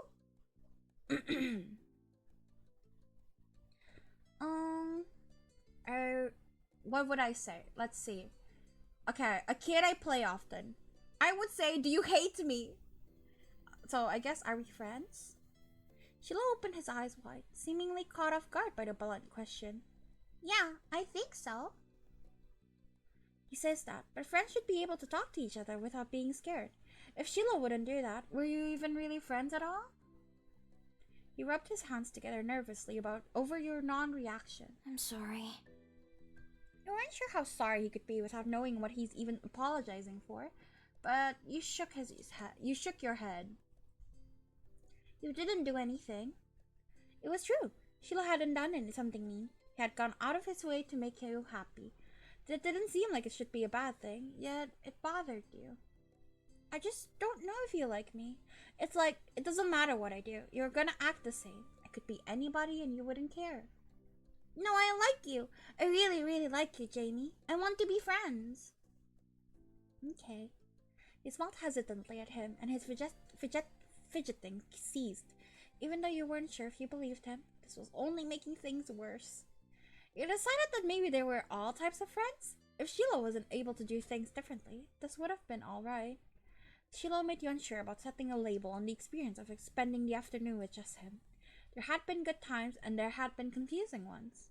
You were positive of one thing, at least. The treat was delicious, and that was nice. The sun was low on the horizon as you returned to your neighborhood. There you spotted two very familiar figures up ahead, Lizzie and Cove. You opened your mouth to make your presence known to them, just as you saw the tears on Cove's face. You walked straight over, Sheila at your heels. Once there, you carefully ask about what happened. Right? I would do this, right? Yes, I'm a nice girl. Without a time machine, the only way you were going to find out why was by asking the witnesses. I feel like an ace attorney. Lizzie might have done something, but she could have also been in the wrong place at the wrong time, or even come to Cove's aid. You wanted to hear the story. Oh, wait. Cove, what happened? Jamie, I got yelled at. He took a deep, steadying breath.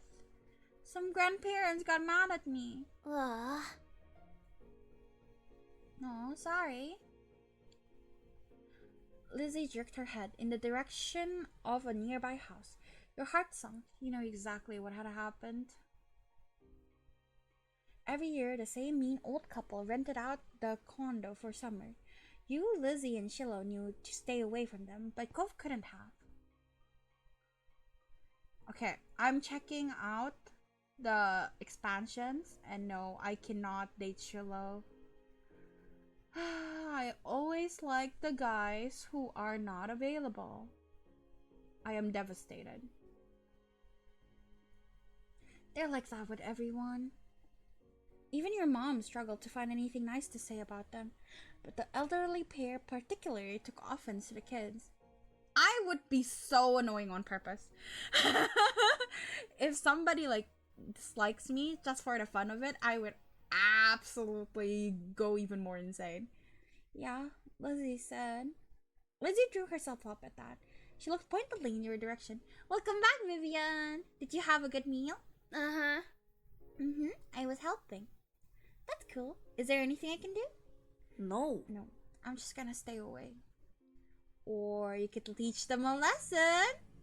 There was a devilish glint in her eyes. What? Don't forget to drink water because you sit for a long period of time and so you don't get sick. Thank you! It's so nice of you to remind me. I'll make sure to drink lots. Thank you. What? You should ding dong ditch them. Go ring the doorbell and run. It'll be great because they're so slow. They'll never catch you. Devious things said about the elderly today. That's dumb. I don't want to go near them ever again. You're just saying that because you're a Yeah. chicken. Chicken. Cove glared, but didn't take the bait. Lizzie turned to you. You're not a chicken, are you? I mean... Okay, the thing is, in the end, what matters is the victim's opinion. If the victim doesn't want... if he doesn't want anything more to do with it, you should listen. My battery is gone. Okay, wait. Let me charge and do that, actually. I wouldn't say I'm a chicken, though. I would say now, just to be funny, like the yeah, cluck, but I think as a kid, Erica, I'd rather just avoid them. You looked at the house. Behind those closed doors lurked two beings, rich in years but poor in patience. Maybe they deserved retaliation. Maybe they didn't. But that punishment wouldn't be coming from you. It was safer to stay away from them. Could live without the hassle. I'm not doing it either. Another chicken for the coop. This is a hen house now. If we're chickens, you're a lizard, Lizzie. Oh, that's good. She wagged her tongue at his face. Still better than a bird brain. Chick, chick, chicken! The condo door opened, revealing one of the two culprits. The old man's wizened face was set in a scowl, which was to say he looked exactly like he always did when you saw him. Maybe that was his normal face. What are you kids doing loitering around outside my house? Or maybe he was just always in a terrible mood. Nothing. Nothing. He repeated the word as if it was the greatest crime anyone could commit. Nothing good, more like. Get lost. I hate the old man. I hope he trips. It wasn't as if he owned the space outside the house, but Cove's eyes, still red from his earlier tears, were wide, and you thought it would be best to heed the old man's command. Lizzie took off, with Shiloh immediately trailing after her without so much as a glance back in your direction. So much for your friendship. I was Shiloh! He gave me ice cream! You waved your arm at Cove, summoning him to follow you, and ran after Lizzie. The old man hollers propelled you all from the street to the sanctity of the hill.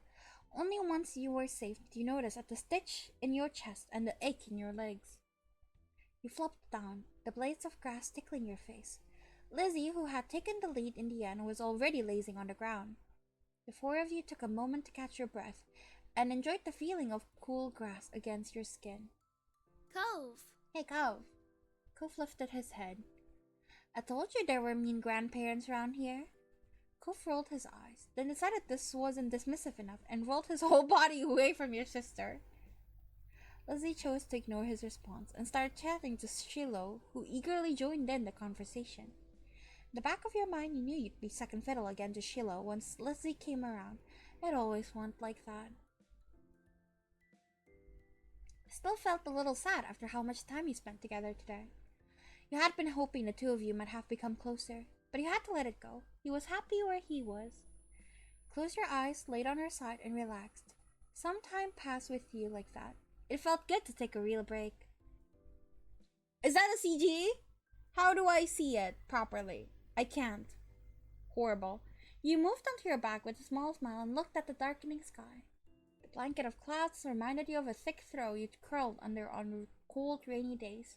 You wondered if the clouds would be as soft. They lazily floated on by, splitting from each other, merging and morphing into new shapes. Ooh! What would I see? I see alpaca? You saw a fluffy alpaca in the sky. You nudged Cove and pointed to it. Can you see the alpaca? Cove joined you in gazing skywards. Wow. It's more like a llama. They look the same! Hey. He chuckled at your reaction.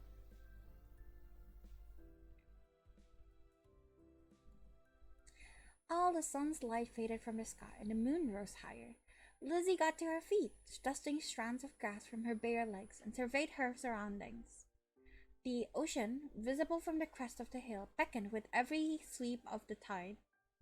Let's go to the beach!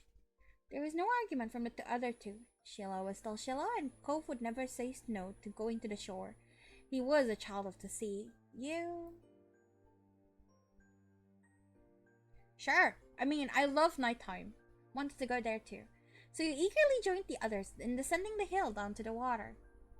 You stepped onto the sand for the second time that day, but it felt different at night.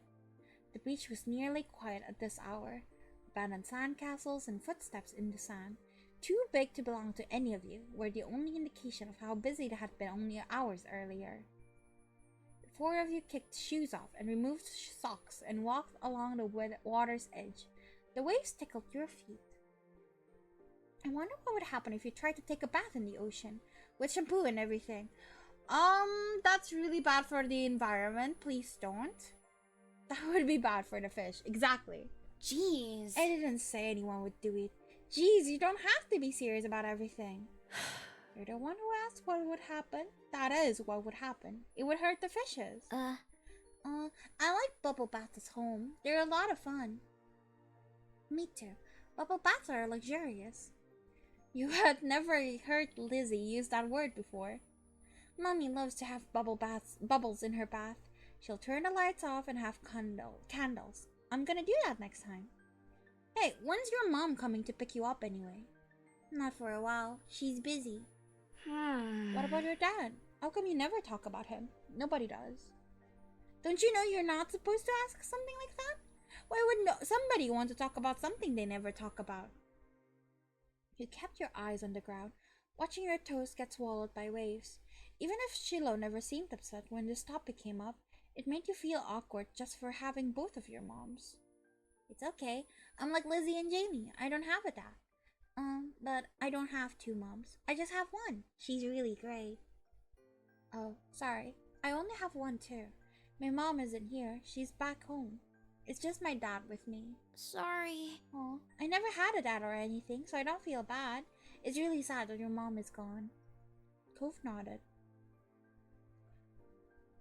I want to say what happens if I joke about Shiloh's mom getting together with Cove's dad, but I will not. Because as tone deaf as I was as a kid, I know not to say something like that. Even if they're all different, our parents are good in their own ways. Cove couldn't muster a response. You don't think he truly disagreed, though. The silence broke with a splash as Lizzie kicked in your direction. Cold water and sodden sand splattered against your legs. Lizzie giggled, foot still outstretched from the kick. Cove joined in, striking the oncoming waves to make a splash of his own. Shiloh scurried out of Cove's spray zone with a grin. You retaliated, of course! You used your foot to smack the water pulling around you, sending an arc of sea foam flying back to your sister. You laughed as she spluttered, some of the salty seawater having landed in her mouth. She spat it out. Yuck. Lizzie chased you, intent on revenge. You dashed up and down the coast, taking it in turns to be the predator and the prey, as well as joining forces to take take down Shiloh or Cove. Alliances were silently forged and wordlessly broken. Everything was fair game in war. Shiloh's brief exclamation was drowned out by the biggest splash yet, causing him falling face first onto the ground. That would have been bad enough without the wave that followed, cascading over his prone body. Are you okay? Shiloh sat up, shaking his head like a dog coming in from the rain, and you all hurried over to check on him. His hair was plastered to his head and his soaked clothes clung. If there was any part of him that was still dry, you couldn't see it. That was crazy. Are you okay? Yeah, my foot got stuck and I kind of fell over. You dumbo. Way to go, Shiloh. You're dumbo. I'll help him. Poor baby. Oh, fuck you. I don't like Shiloh anymore. Huh? Shiloh didn't take your outstretched hand. After a moment, you dropped it. Lizzie was too busy snickering to notice and held her hand out to Shiloh too. Oh! I am never nice. I am never going to be nice to him again. I feel betrayed. He reached over and took it. Slowly, he started to pull himself from the ground. Then he slipped on the slick sand, dragging him and Lizzie down just in time for another wave to hit. The water rolled over them. Sorry. What were the odds of that happening twice in a row? He thought they must be low. But there's no way Shiloh would do something like that on purpose, then pretend it was an accident. Especially not to Lizzie. Even if your relationship with Shiloh felt unclear, he did at least like her a lot. Lizzie was his favorite, right? Smiling boldly, Lizzie extracted herself from the ground and wiped a streak of sand from her cheek.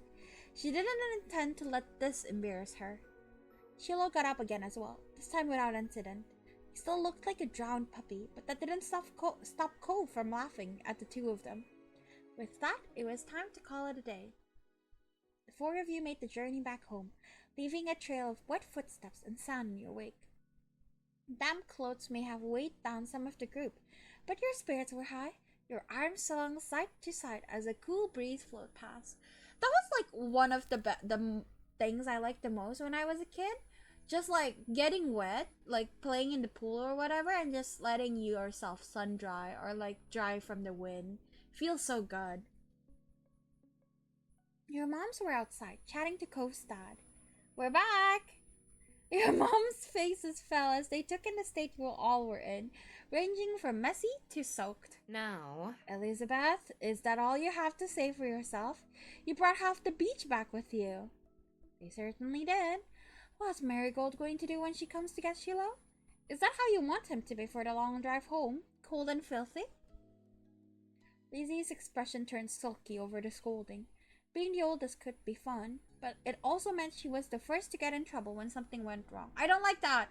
Just because you're the oldest doesn't mean you have to take responsibility every time. Mr. Holden, on the other hand, chuckled as he ruffled Cove's matted hair. You've been out making memories, Buckle? I'm glad you had a good time with your friends. Cove used his slightly moist cast arm to push his dad off. Mr. Holden's eyes widened when... Oh, right, yeah. I was just about to ask, you're not supposed to get that wet. I remember this. Mr. Holden's eyes widened when he noticed that even Dad had gotten wet. Now he was worried too. I think they could have found a less risky way to spend time and had just as much fun.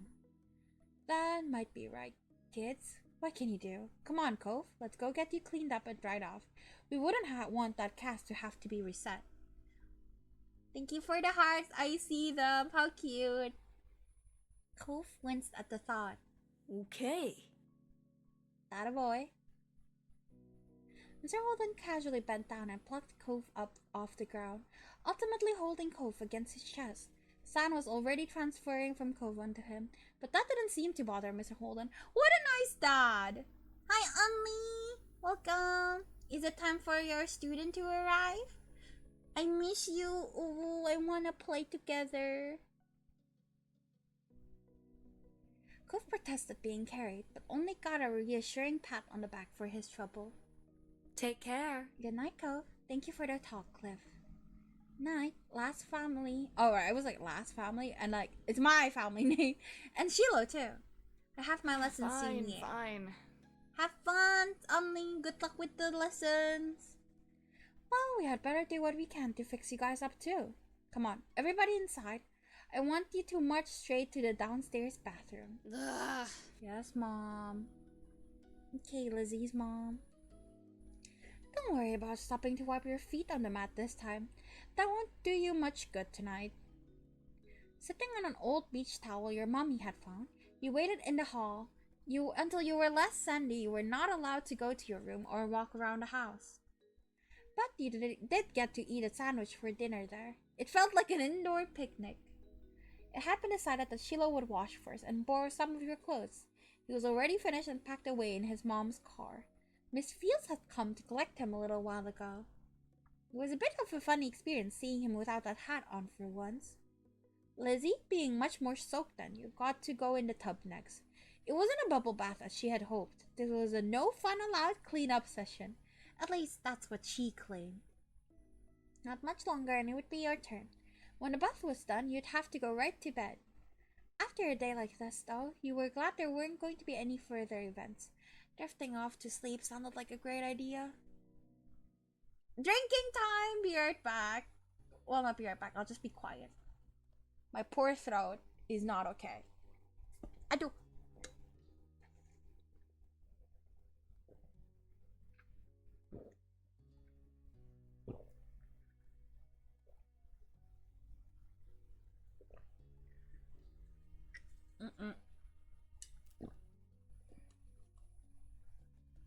Okay, Sandcastle. I'm actually excited about this one. Cove wasn't able to do many things that summer. When you, him, and Shiloh sat out on the shoreline one bright morning, you could tell he wanted to be in the water. But there was no way he'd be swimming anytime soon. Not with his cast. The waves washed a single shell to shore, glittering in blue. Another reminder of the places he couldn't go. From what you had heard about Cove's old life so far, in tiny pieces and fragments, you could tell that he would do anything to be able to get the cast off. Even cut it off himself if he could. Casts as are annoying. As someone who has had casts on before, it's really bothering me. And like when you take it off, it's so gross because like there was like dirt caked up in the cast. It's so gross. Like I washed myself as fast as possible. You thought about how his summer last year must have been totally different from this, with his old home and his mom and dad. Now he was here with you and Shiloh and Lizzie and everyone else, and he couldn't even go in the sea. The town wasn't bad. It had all your favorite things in it, but sitting there on the same pitch you had grown up on, you could understand that not everybody else felt the same way about Sunset Bird as you did. You watched him from the corner of your eye quietly, and he finally said aloud what you had been pondering. I wish I could go in the water. Yeah. I was so upset when I had my cast on because I couldn't swim. It was like a whole month of not swimming. And back then we would go swimming every day. Like I swam so much that I have like a massive tan where my swimsuit is. Oh man, I was so upset back then. Oh, I'm sorry. You're gonna be able to do it soon. Cove only sighed in response. Apparently, soon wasn't soon enough. It's so pretty, the ocean. And huge. It could be anything out there, like mermaids. yeah.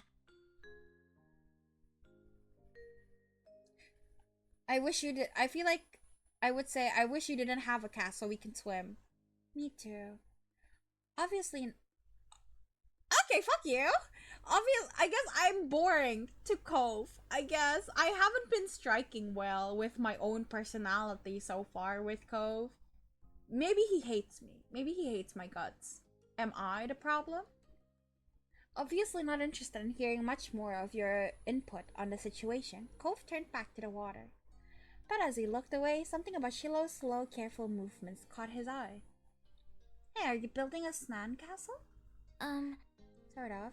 I was only playing around when you were talking. I'm listening. Maybe I could too. I've only made big piles before.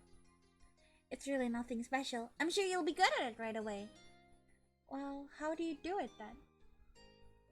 Shiloh's cheeks lit up. You could tell he was a little bit uncomfortable to have Cove's expectant stare on him. I'll play too. I love making sand Okay. stuff. I like digging tunnels. He put his hand back to his seashells and sand and nodded. I don't do a lot. Here's how I like to get a house started. Shiloh, focusing more intently than you had ever seen him, guided Cove through his process. You happily used your own method. Didn't take long for the three of you to each have humble structures prepared. That's all, kind of. You can do anything now, like make it bigger, add some seashells, carve a pretty pattern. I bet you'll have great ideas. Okay. I'm gonna make it bigger. Mine is gonna be a real castle. Cool. This is gonna be a house. Looking at the base of your sandcastle, you decided to make...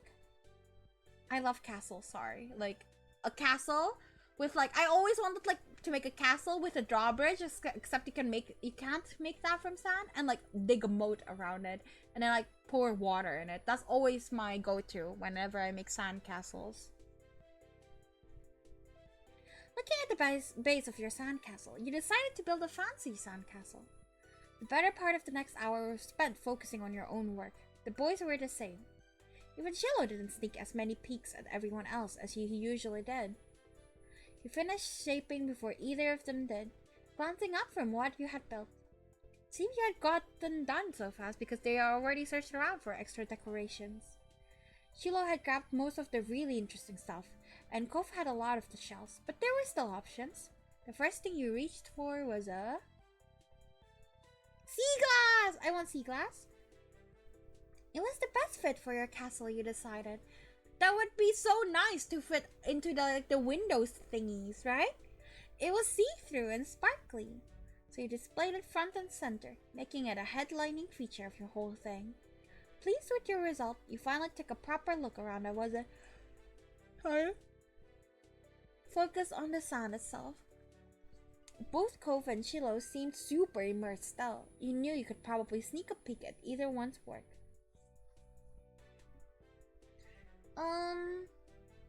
Well, because I'm mad at Shiloh right now. Cove. The castle Cove had built looked surprisingly tidy, especially for someone in a cast. He must have worked really hard. It's not like being in a cast prevent you from doing much stuff. At least the cast he has on, because like, it's just that your arms are more rigid, but like, you're still dexterous with your fingers. It doesn't matter much. It wasn't even finished digging the huge gaping moat in front, but it was already enormous. I got the sense from the enthusiasm he was digging with that the doctor was probably going to find a bunch of sand when he finally removed the pink plaster. That was my experience. The silence was then broken. The edges of like my cast was like so filthy by the time it was taken off. What's on top of yours, Shiloh? He peeked closer and discovered something shiny sticking out of Shiloh's sand chimney. Oh, it's just gum wrapper. It looks like smoke. Neat. It's good. That's smart. Yeah, I didn't think of that. You really know a lot about this. Shiloh smiled without a word. That was that for the current topic. Jimmy, can I see what you did? Sure. He began surveying your work. The castle you had built was pretty impressive, all things considered. It had archways, tall walls, and even a little moat circling it. Good, good, good.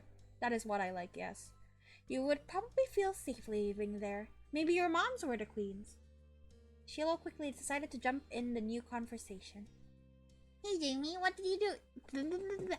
Hey Jamie, what did you do? It's a castle. Shiloh didn't look so happy anymore.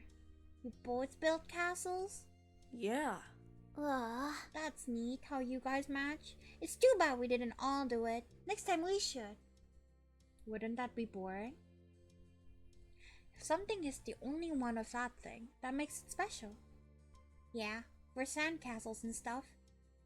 People too. My dad always says how everybody is their own man, a real individual. I don't think I'm very special. Why? Why not? Nobody else is you. Shiloh simply shook his head. I'm not different. A beat passed between the two. Cove then looked down at his own work again. Okay. He didn't seem to be bothered leaving the disagreement hanging there. Cove had other things on his mind. My dad tried to get me to make sandcastles the first time we came to this beach. I didn't want to. Cove trailed off. Again, there was another moment of silence. Shiloh shifted and opened his mouth to say something, but Cove spoke up before he could. He didn't think he noticed that Shiloh was going to talk. Hey, do you know what happened when your moms met my dad, Jamie? You cocked your head, thinking about it briefly. I wasn't there. They didn't tell me. I just remember what happened when I met your dad. Mr. Holden had been a weird stranger then. Well, he was still kind of strange. No other parent acted like him, but you knew him better at this point. Now that you thought about it, it made a lot of sense that Cove's dad talked to him about people being unique. You were pulled from your thoughts when Cove continued. Oh, Well, I was there. I don't think my mom has met your dad. I don't think my mom has met your dad. Yeah, I'm pretty sure she hasn't. Jamie's parents and my dad met the same day I met her. I'm gonna say what happened.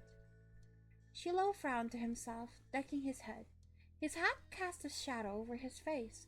You could still tell he was upset at not being included in Cove's choice of topic. That was kind of boring for him, though giving people their own turn to say the things they want is important too. I agree.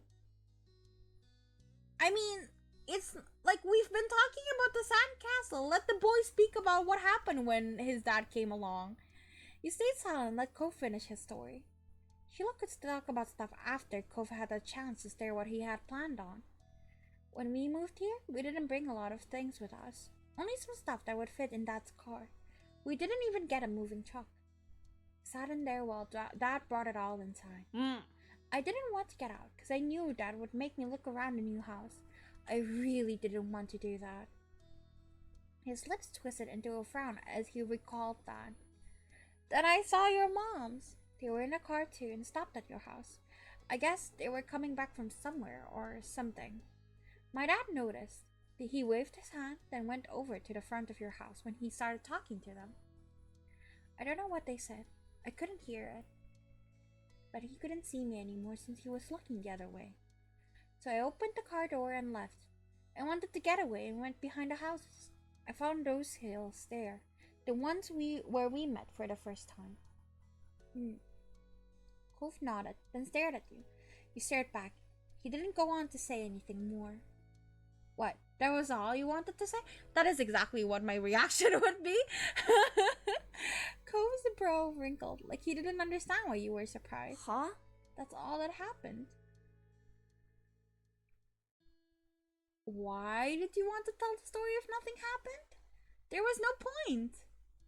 But that was how our parents met. I didn't make the story up. It's not really my point. Cove just was not understanding the issue here. Shiloh's mouth twisted into a scowl of disbelief, but he said nothing. Why did you bring that up anyway? There was a slight shrug of Cove's shoulders. Well, I was thinking about it because of the sandcastle. It made me remember when I moved to here. Dad showed me the beach first before we went back to the car to unpack. He was really excited about it for some reason. Cove's brow furrowed a little more as he quietly rigged his hands through the sand. I get it. You thought maybe Mr. Holden wasn't that excited about the beach and was instead hoping Cove might be. But the line of conversation had come to its end. Even Cove was done with it. Some other topic had popped into his head. Talking is hard, man. Sorry. You drink a little bit more?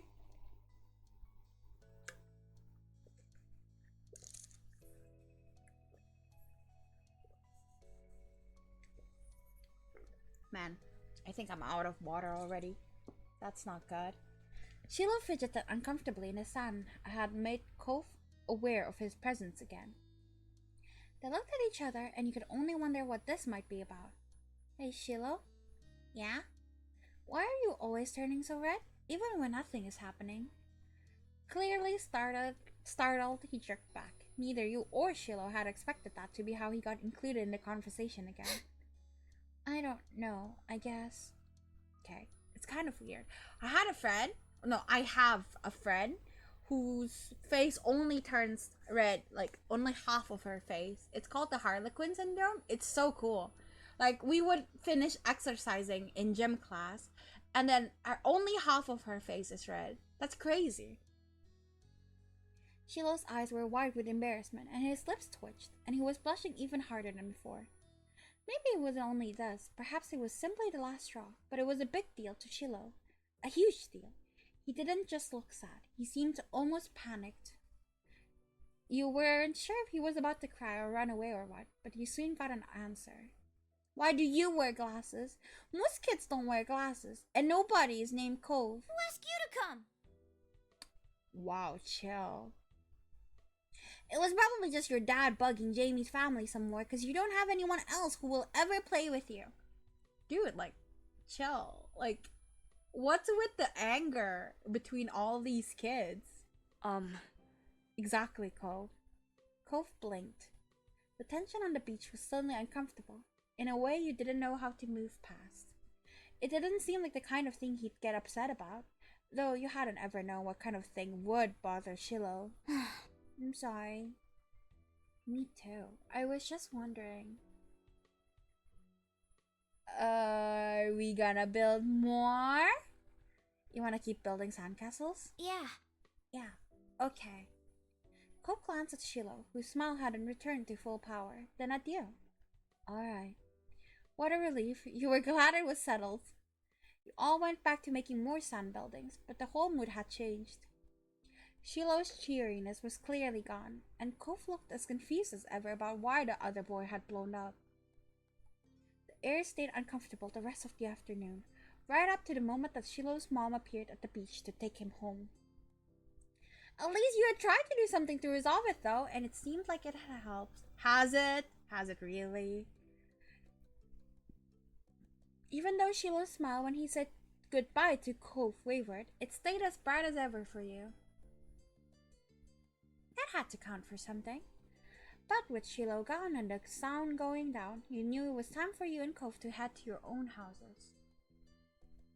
So you lead the way on the path back home. The walk home was quiet. You passed by familiar landmarks, shoes stumping against the sidewalk in near perfect unison. Cove was clearly caught up in thinking about something. Sure, let's ask. You didn't want to leave it hanging in the air, so you decided to just ask. Why are you making that face? Oh. I was just wondering. Cove fell silent again for a few more seconds, then sighed. Why did Shiloh act like that when I said he was all red a lot? He gets embarrassed. Embarrassed, but I didn't say anything that bad. It might have upset him anyway? I guess I can get it.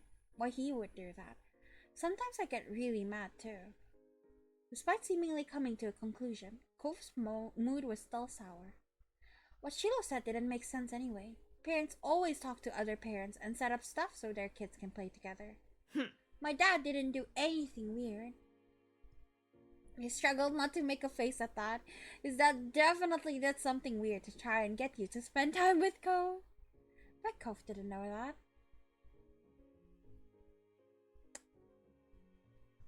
This is a big juncture, I feel like, right? Would I tell? Depends. Okay. I will tell the truth, but only if the game says afterwards that, yes, I did take money to hang out with you, but you are now my friend. If they don't do that, I'm never gonna tell him. Okay? You decide to tell him about how his dad offered you money. Remember how you talked about how our parents met and I didn't know what happened? Yeah? I kind of had something happen that you don't know about when I met your dad. As you struggled to find the right words, Cove looked at you passively. You met his gaze even as your stomach twisted itself into knots. I was walking home, and your dad was sitting in front of the house. It must have been after you ran away. My moms weren't there either. I think they were looking for you. Your dad saw me, got up and came over. Mr. Holden told me that he just moved into the house next to mine. Cove was still listening, his expression as plain as before. You paused for a moment, wondering if you should really keep going. The full story. Even if it was supposed to be a secret, you thought Cove should still know. Your dad said he would give me $20 if I became friends with you. Cove was so still you thought he hadn't heard you. Then his eyes widened. His mouth fell open, but no sound left him. Silence stretched between you, so tense that it was almost tangible. You shifted from one foot to another, and your hands tensed up. Hey, say something. Instead of speaking, he closed his mouth. His eyebrows bent up, crinkling his forehead. He looked more sad than surprised now. He was going to cry. You were certain of it. I'm sorry. I'm really sorry. Cove raised his hands and brought them up under his glasses. His fingers pressed over his eyes, hiding them from your sight. Then, right in the middle of the street, the tears began to fall. His shoulders shook with the force of his sobs. You could glimpse wetness through the cracks of his fingers, slipping down his cheeks. Hey, you shouldn't cry because of that. Okay, because if she's not gonna say, now I'm friends with you regardless of the money, I'm reloading, but... Place my hand on his head. Unsure, you slowly placed your hand on top of his head. Your mommy did that for you sometimes. But Cove shook his body from side to side, rejecting your presence. No! Go away! You flinched at the shout. As you stood there, listening to him cry, you felt concern for him. You didn't want Cove to be this upset, you just wanted to be honest. Cove continued to weep with his face covered by his hands. Worse, his voice raised in volume. You were frozen in place. The situation was awful and you kept feeling worse every second. Hug? You stepped up and tried to wrap your arms around him in a hug. Cove squirmed away from you again, though, ducking his head. It was a full rejection. Bruh. Alright, let's try something else. Stayed by him? Couldn't go anywhere with Cove in this state. No! Okay, he doesn't want anything. I just want to be honest. No. Okay, then I guess I'm keeping it until we're adults.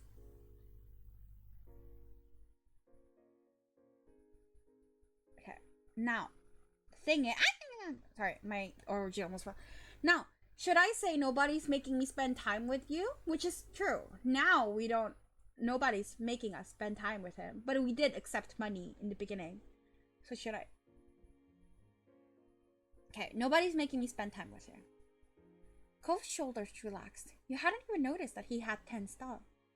Yeah, that's what I thought too. Anyway, I knew the whole time Shiloh shouldn't have been saying things like that. You know that, but you didn't speak. You kept your eyes firmly on the ground. By now, the two of you were on the sidewalk near your houses. It was time to part ways. Bye, Cove. Your parents hadn't planned anything else for you, though you knew that you'd see him eventually. Cove nodded, already turning away. Bye, Jamie. You made your way to your house at a leisurely pace, going up the driveway to get to the front door. Before you went inside, you looked back. Cove was halfway to his house, his hands shoved into his pockets. Still felt a little unsure with what you were supposed to do with the deal Cove's dad had offered. You didn't want to say something bad, or something you shouldn't. Might change your mind sometime. There was always tomorrow after all, but for now it was definitely something that you would keep to yourself. With a final look, you went inside your house. I guess we're telling him when we're both older. Yeah. Okay, I'm going to go grab more drinks, so I will be right back. Please wait for me. Thank you.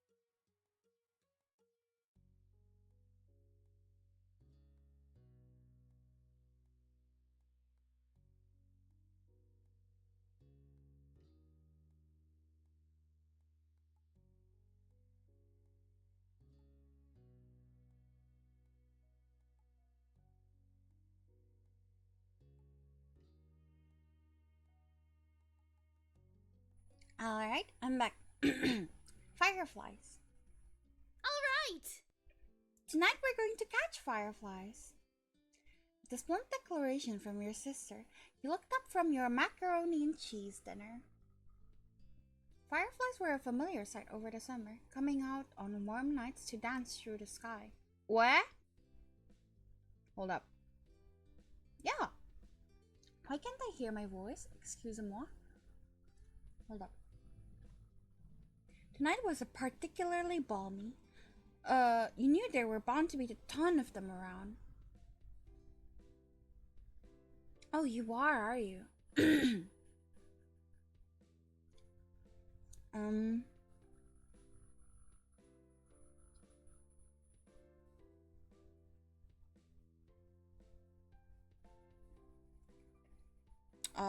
Eating faster? Yeah? I'm confused. What was the question?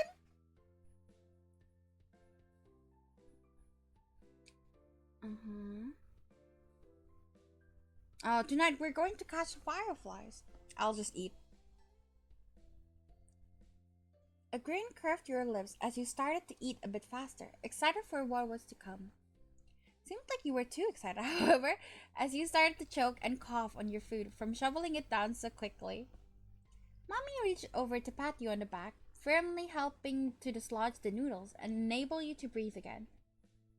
You took a big gulp of water from your glass, giving your mom a sheepish look. Oops. That's a good idea, Lizzie. Can we, Mrs. Last? Shiloh tapped his fork against the table excitedly, his face lighting up as he looked at Lizzie. It was unusual for Shiloh to still be here. Like always, his mom had to bring him over really early in the morning before her job started. But normally, she would have picked him up by now. She called before dinner to let your moms know she'd be late. You didn't hear why. Probably more work things? You thought maybe getting to hang out with Shiloh for longer is what made Lizzie want to keep running around outside. Staying at home watching TV was never an option for her with guests over. That's why you were pretty sure she'd get your moms to agree. Well, it's already so dark out there.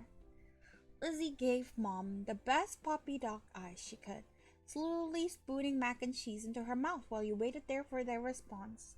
There. Let them go. Nights like these don't happen every day. Your parents exchanged a look, then eventually Mom sighed and nodded back. Yes! Along with Lizzie's cheers, you threw your arms up in triumph, but waited until you had finished chewing to say anything, because you knew it was rude to talk with your mouth full. Fine. Fine. Just make sure you stay on the hill behind our house with all the poppies, okay? Duh. Duh, Mom. That's where most of them are. The idea had only just been planted in your head, but already you could just picture all the glowing lights spread out in front of you, like the fairies from the bedtime stories Mommy read sometimes. All too quickly, it became a race to see who could finish their food first. No choking at the dinner table now. That's right, if someone died, we'd have to cancel the firefly trip after all. Mom said it like a joke, but you knew that they both were telling you kids to slow down. Shiloh did immediately. When you glanced at Lizzie, you saw her still eating faster than she should. Elizabeth? Jeez. No one is gonna die. Sheesh. A knock on the door interrupted Mom before she could no doubt scold your sister. I'll get it! Your big sister jumped out of her seat and ran over to the door, pulling it open without even looking out the window to see who it was. Huh? You shifted in your seat to try and get a glimpse of the unexpected guest. Hi. Good evening, Cove. Your mommy had already walked to the door by the time you managed to see past Shiloh's flappy hat. Cove? Why is he here? Had your parents invited him over? You certainly hadn't heard anything about it. You tried to catch Cove's eye, but he was too busy staring at the ground in front of him. Run away from home? Going back to shovel a forkful of macaroni in your mouth, you kept one ear on the conversation. Then, for a few seconds, Cove said nothing. He only stood there and looked up at your mommy with a face almost like he was considering turning around and leaving. My dad told me to drop this off, 'cause I guess he borrowed it from you? Cove took a familiar screwdriver from out of his large side pocket. Eyes now dropped to the floor. We left ours back home when we moved. Great, thanks, bye! Thank you. Here, why don't you come inside for a bit? Lizzie crossed her arms and lifted her chin. Cove shrugged, and Mom stood from the table too. I'll give your dad a call to let him know that you got here all right. I thought he lives right next door. Surely that's okay. No? Why do you need to hover over the kids so much? Is it just my parents that let me like go around and do as I please? Is that weird? Is that a weird parenting style? Cove shuffled fully inside, eyes remaining on the ground. Mommy closed the door behind him. Hi. Hi, Cove. Sheila gave Cove a friendly smile while waving by holding up his hand and opening and closing his fingers. Cove nodded in response. Cove, are you going to catch fireflies with us? Could see Lizzie eyeing you for mentioning the excursion to an outsider, but she'd get over it. If Cove said no, you'd understand though. Catching fireflies wasn't something that everyone liked to do. Okay. I want to see them. I've never caught one before. It's too bad he didn't have a chance before now. The fireflies weren't out where he first moved in, and there must not have been any where he used to live. We can't go until after dinner. After she pointed this out, Lizzie walked back to the table and took her seat. There wasn't much left on her plate.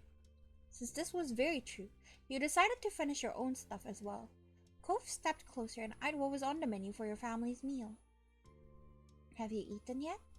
Yeah, my dad and I ate earlier. What did you have? Eggs. I love eggs. I can eat eggs for all meals. I used to get so many boils because I would not stop eating eggs. It hurts, but eggs yummy. My eye used to get so many boils. Yeah, I guess my eye did.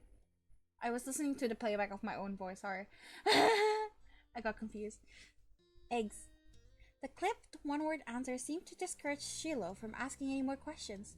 His eyes slowly wandered back to the last scraps of food on his plate. Her phone call with Cove's dad must have ended because your mom came back into the room. Okay. Cove, your dad said you can stay for a little while if you'd like, but he's going to come and get you before it gets too much later. Sure. Fun. Fun, this will be so nice. As you polished off the meal, you hoped it would be too. The three of you all finished eating shortly after, and Lizzie led the way outside. Remember, don't stray too far. It's fine, Mom. Shiloh trailed so closely after Lizzie, he was nearly stepping on her heels. Cove hesitated at the door. Come on, let's go. After a moment, he did. Bye. Bye, children. The two of you were a good 10 or 15 feet behind Lizzie and Shiloh by the time you walked outside. You pushed the door shut behind you, watching their figures get farther and farther away. Hurry up! You're so slow, Jamie. We don't have all night. You started to run when you hear Lizzie's voice calling you, but paused when you saw Cove still walking at a relaxed pace. Tugged him along? Come on! He gave his arm and pull, but immediately recoiled when he hissed. You would hiss? Oh shit! Dumbass! Why did you grab there? In your hurry, you accidentally grabbed his cast arm. Hadn't thought about that. Sorry. It's fine. Just go by yourself. You couldn't help but feel bad as he rubbed his arm and refused to look at you. But since it didn't seem like he wanted you there, you did what he said and hurried to the hill. Then why even hang out with us if you don't? I'm so confused. He's so reluctant. Why even hang out with us then? Ooh! There were already a lot of fireflies out, glowing, bobbing out about like boys on a wave. Lizzie was standing on top. Sheila was spinning in circles somewhere around the middle. Where's Cove? You looked behind you, wondering if you had upset him enough to send him home. About a second later, he rounded the corner, looking around at all the fireflies with interest. Wow. Sheila took a moment to come over and welcome the both of you to the hill. Guys, it's really great out, huh? See how many there are? Yeah. A firefly danced through the air, landing on Cove's sea green hair. So Sheila couldn't help but giggle. You and Sheila couldn't help but giggle. Quietly look on or you shoot the bug away. I would scream personally, but that would ruin the moment in the game, so let's giggle. Covering your mouth with a hand, the sound escaped you, and Kof looked at you in confusion. What? You gestured to his head, and he reached up, making the firefly dart away. Kof jumped and then followed after the glow. Oh look! Lizzie has one! That's amazing! Sheila ran to the highest point of the hill, making sure not to lose his hat or backpack along the way. You hummed as the group divided and conquered, shifting your gaze to the dozens of other fireflies sailing around. The game was on.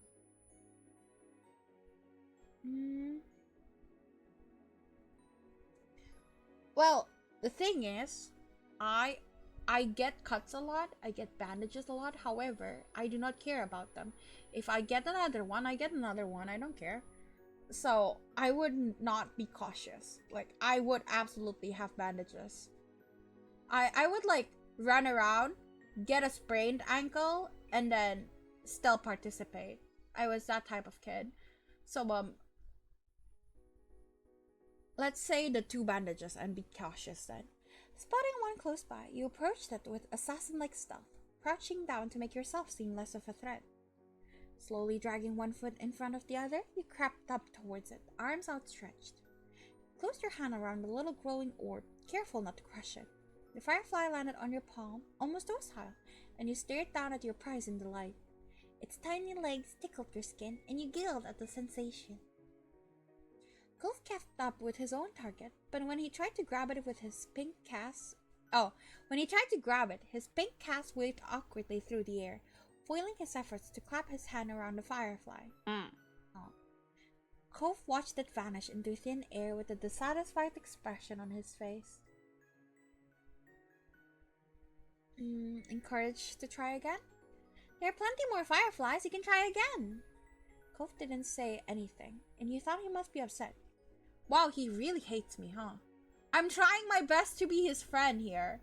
Am I annoying? And you thought he must be upset.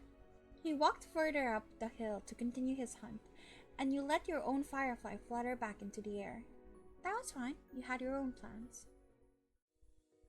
I'll just watch. Quietly took a seat among the flowers. The others were jumping and dashing all about. You saw how many times they succeeded and failed, how Sheila almost tripped a couple of times. It was a dramatic show, though around you it was calm. The lights of the stars and fireflies surrounded you peacefully. It was a beautiful night. You laughed quietly to yourself as you watched the others, and Sheila has finally managed to catch a firefly between his small hands. His eyes lit up, and when he spread his fingers to take a peek at it, the bug escaped and flew off into the air. Oh! You watched as he pounced after it once more, but your eyes soon landed on Cove, who had failed to catch a firefly yet. I'll just wait, cause last time he doesn't want me to talk.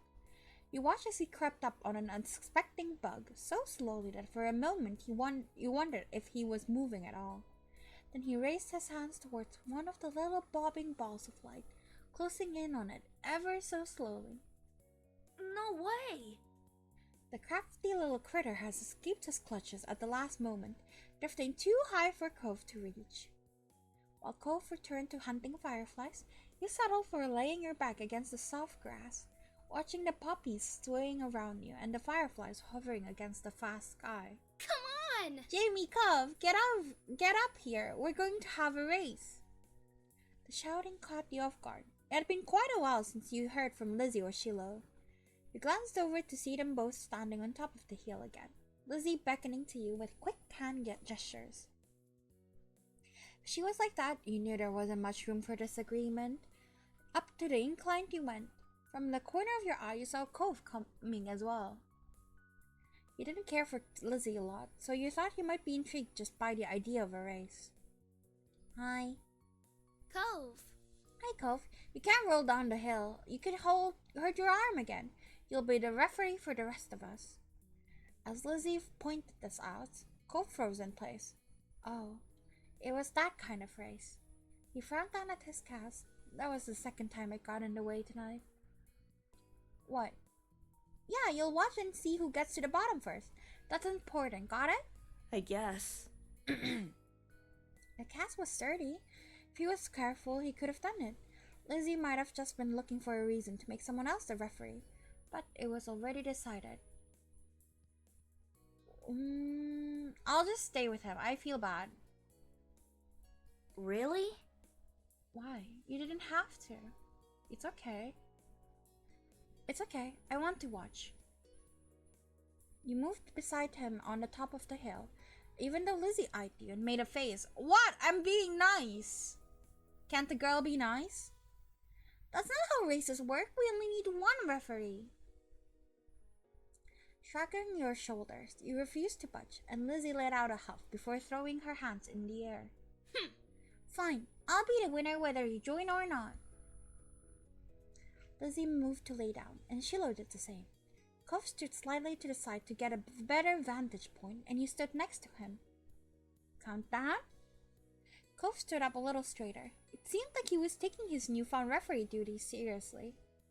3, 2, 1, go! Lizzie and Sheila took off, letting gravity do their work and rolling at high speeds towards the bottom of the hill. Isn't that like really dangerous? Like these kids are hurling themselves off the hill? I can't say I've ever done that before in my life, and I'm pretty reckless as a kid. Like how steep are the hills? No, because I even have steep hills at home, and like I've never rolled myself down because that's really dangerous. No, it's safe. You gotta roll fast. If you roll fast, it's gonna be even worse, no? Also, hi, Luke. That's really dangerous. You and Cove leaned forward to watch them go, eyes peeled for which of the two would reach the bottom first. They were both neck to neck until about halfway down the hill. Lizzie started to veer off to the side, giving Shiloh a huge advantage. She obviously hadn't noticed a thing, and as soon as Shiloh reached the bottom of the hill, he jumped up excitedly and threw his hands into the air. I won! Almost immediately, he fell back onto the grass, still dizzy from his roll down the hill. Lizzie stomped out of the bush she had ended up in, spluttering angrily and brushing leaves from the front of her dress. Not bad. You got lucky. Let's do it again and see who wins for real. Kids, it's time to come in. Throw yourself down steep slopes. Yeah, sure. If something happens to me, you're paying for it, okay? Ugh. No. He snickered, feeling grateful you hadn't been part of the mini debacle. You caught Cove's eyes and saw that he was doing the same. It had gotten late and was beginning to feel just a little bit chilly as you made your way out of the hills, but the cold in the air hadn't dampened anyone's spirits. The four of you walked back home together side by side down your neighborhood street, discussing the evening, with each person trying to prove that they were the ones who caught the most fireflies.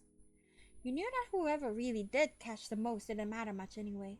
All that mattered was that you all had a good time, which, judging by the smiles on everyone's faces, you did. I am finally done reading through that whole thing! Yay! I'm gonna drink.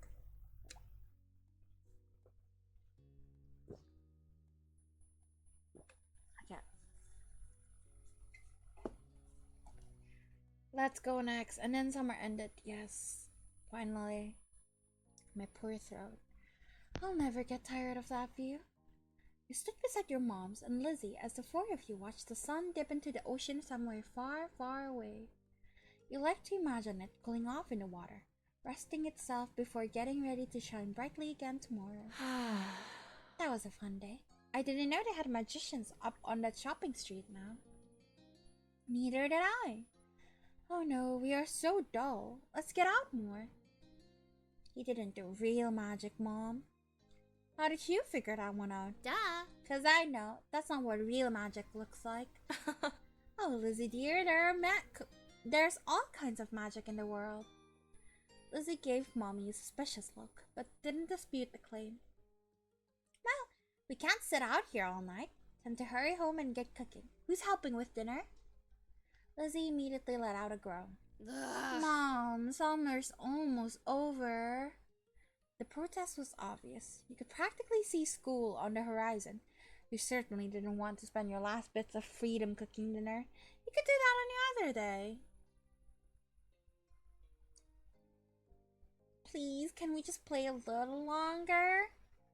Mom looked at you with a sigh, and you clasped your hands together to give your plea some extra appeal. We'll help with dinner tomorrow. You immediately nodded in agreement with the very clever offer, shifting closer to Lizzie since your parents can't possibly resist the power of you two combined. Please! Soon we'll have homework and reading to do. We can't do work now, too. Lizzie made her case and then stomped her foot into the ground. You mimicked her, feeling that would add something to this argument. Well... Now. Oh, come on, Pam. I can help you with dinner. Mommy leaned in for a hug, and you knew that you were very close to victory. Okay. Alright. But as soon as dinner's ready, you lot are coming inside. Understood? Yes, Mom. Yes, Mom. So much to do, so little time. Maybe I could still get the seashell bracelets at Tines and Trinkets? Ooh, or maybe the playground. Or the fireflies would probably be coming out, right? You silently made your own plans. Lizzie had her own ideas on what she wanted to do, but what were you going to do? A strong gust of wind made you shiver. Lizzie huffed as she wrapped her arms around herself. Rude. Doesn't the wind know that summer's not over yet? That's all Lizzie said before abruptly turning on her heel and heading off in the direction your mothers had gone. Where are you going? I'm going to my room. I have lots to plan if I want to make the most of tomorrow.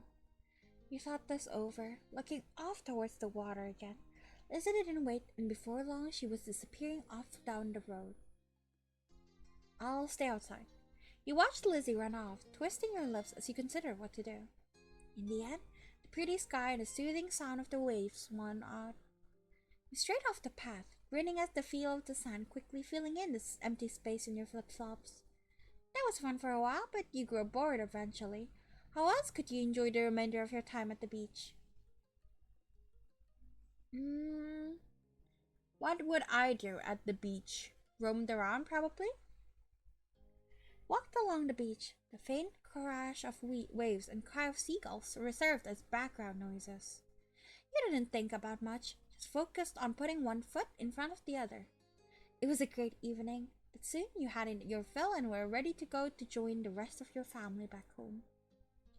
Not too much farther down, you spotted a familiar green head of hair moseying along the shore. I want to see what he's up to. Curious, you strayed off your path and walked over to him. Quoth kneeled down, picking up something he quickly identified as a smooth rock. He reared his arm back, then tossed it out into the water. You were impressed by how far he got to go. It sailed way into the sea. I want to play too.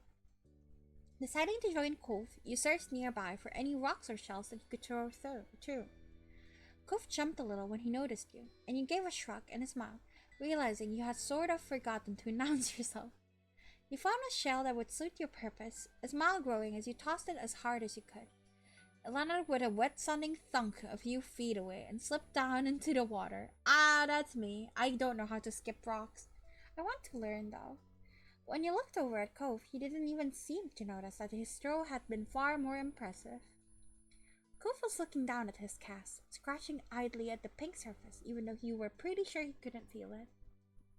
His brows were furrowed, and there was a frown on his face. It's not fair. Yeah, I've had to wear this cast for ages. I can't even swim. How did you get it? I was jet skiing. Cool! Her jaw had dropped at his answer. You wondered if he had broken his arm doing an awesome move, like a loop in the air. Cove looked a little taken aback by your outburst, but after a second he gave a small nod. He then continued to explain. I crashed. Me too, boy. He gestured to his arm as if to say, and this was the result. It's hard to believe you're allowed to jet ski. Well. Oh, I'm not. Oh. Cove let out a huff, plopping down into the sand. I can't believe the summer's almost over. You sat down next to him and nodded in agreement, regardless of the sudden topic change. I don't want to go to school. I mean, I would. I don't want to go to a new school. I think it'll be the same school as you and Lizzie. My dad said something about that. So why don't you want to go? It's nice as far as schools go. He had only ever been to one school, but he was sure that his old school couldn't have been that much better. And again, he did have to make new friends and meet new teachers. It could be kind of scary. Cove shook his head and then wrapped his good arm around his knee as he drew them to his chest. You heard a sniffling sound, and when you took a good look at his face, you realized that his eyes were wet. Again? Well, how do you crash on a jet ski? It's just water. Maybe he was trying to get back to shore and crashed onto the beach? That's what I'm thinking. I want to go home. You weren't sure what to do. It felt weird to just leave him here, crying. But what could you say that would help? You frowned a little, starting to stand. Okay, well, anyways, bye! Bruh. He keeps crying. Well, I understand that he has a lot going on, but wow, he cries a lot. Cove gave his head a small shake. No, I want to go back home. Right. Cove wanted to go back to his old home, the one that sat waiting someplace far from here, the one he would bring up whenever he felt the sad. It had been a while since he had moved in, but he didn't seem to feel any better about being here. He settled back down in the sand, trying to consider what to do. Do you hate it here? Cove's brow furrowed even more. Then he shook his head. You're not going to leave, right? You'll still be around? The question was a little surprising. Of course. Your parents would have mentioned it if you were going to move or something, right? After a second, Cove gave a little nod. Once I get my cast off, we could go swimming. You were fine with him changing the subject again. It'll be too cold by then. He smiled, so he'd know you were only kidding. Cove smiled, then looked back to the waves. My dad keeps saying I'll get used to everything eventually, that I would feel better then. It used to make me angry. I didn't want to get used to everything. He spared a glance over at Cove and saw that the anger had slipped off his face in favor of something almost puzzled. But maybe that would be okay after all, as long as I really do feel better. I can't see it. The two of you sat quietly, just taking in the sound of the waves. Lost in thought, you started a bit when you heard a faint, familiar sound. The sound of your mom shouting your name. You looked over your shoulder, realizing it was probably time for dinner. Had you guys really been sitting out here that long? You stood and dusted the sand off yourself. My mom's calling. It's time for dinner. You should come. Cove looked up at you, expression screaming reluctance. Yet ultimately, okay. When he smiled, Cove returned with one of his own. But the two of you couldn't stay there in your own little world any longer. You were being called forward. So the both of you ran off towards your house, leaving the waves and summer behind. Yay! We did it! We finished it, I think. In between? What is that? Oh my god, I'm so cute. I forgot. I want to change my name. Purely because I'm annoyed because they said they're gonna voice it, but there's barely any voice lines, so like I'm just gonna use my own name. Nothing else? Yeah. I'll say Fawn. I think we're friends now, right? I'm still direct. I feel like I'm a direct person. I'm nervous, but I don't want that. Dirty. Yeah. Wait, let's see.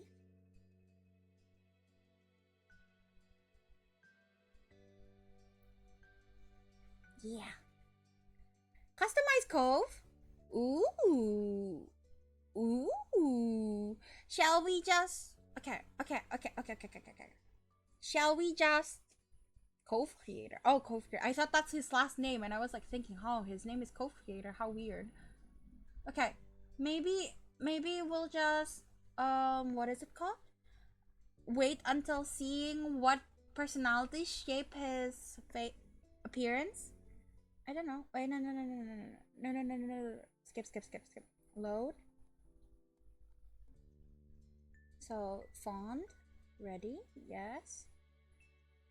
Okay, neither. Yeah. August ended, September began. It was time to go back to school. I'll do Cove customizations if I ever replay the game and just choose my favorite Cove. Lizzie groaned and complained the entire first week. She hated going to classes. Still, there were interesting things to do that couldn't be done anywhere else. We weren't sure how Cove felt about it. He was enrolled that year. That was like a sign Cove would be staying in Sunsetburg for a while. At school he was alright, but kept his distance from the other kids, from what you saw anyway. Originally, he treated you like everyone else, passing by as if you don't know each other. But as the years went on, the two of you acknowledged each other more and more. A friendship had started to grow. That year, the divorce of Cove's parents was finalized. You overheard your parents talking about it, saying Cove's dad got full custody. At first, you worried that meant bad news. It had made Mr. Holden cry, apparently. Then you found out it meant Cove would keep living with his dad.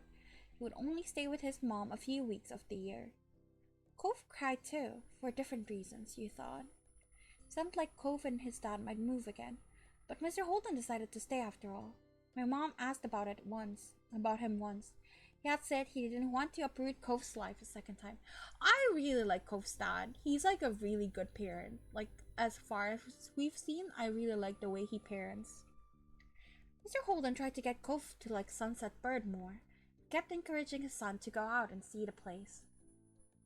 Sometimes Mr. Holden volunteered you to spend time with Cove. You weren't sure how well it worked in changing Cove's thoughts on the town, yet it might have been part of the reason you and Cove ended up growing closer. Cove never talked to anyone about what happened with his parents and withdrew whenever it was brought up. It was hard for him, yet nobody knew how to help. Eventually, Cove stopped crying on his own. You couldn't understand what had changed. Still, you were worried about him. You could tell he wasn't completely happy. Maybe one day he could say out loud what he felt inside. After that, it felt like things had gone back to normal, except what was normal didn't stay the same. Years passed, and suddenly you were in middle school. You weren't a kid anymore, you were 13 years old. Yeah, officially made you a teen, even if your sister didn't agree. Toys and crayons that used to litter every free space in your room had been packed away somewhere, replaced by new hobbies. There were other changes too. Cove's cast got taken off. It was weird to see him without it initially. Underneath, the pink plaster ended up being a long, thin scar that snaked across his forearm.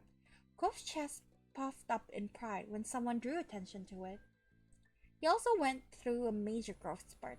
He was the tallest student in his class for 2 years in a row.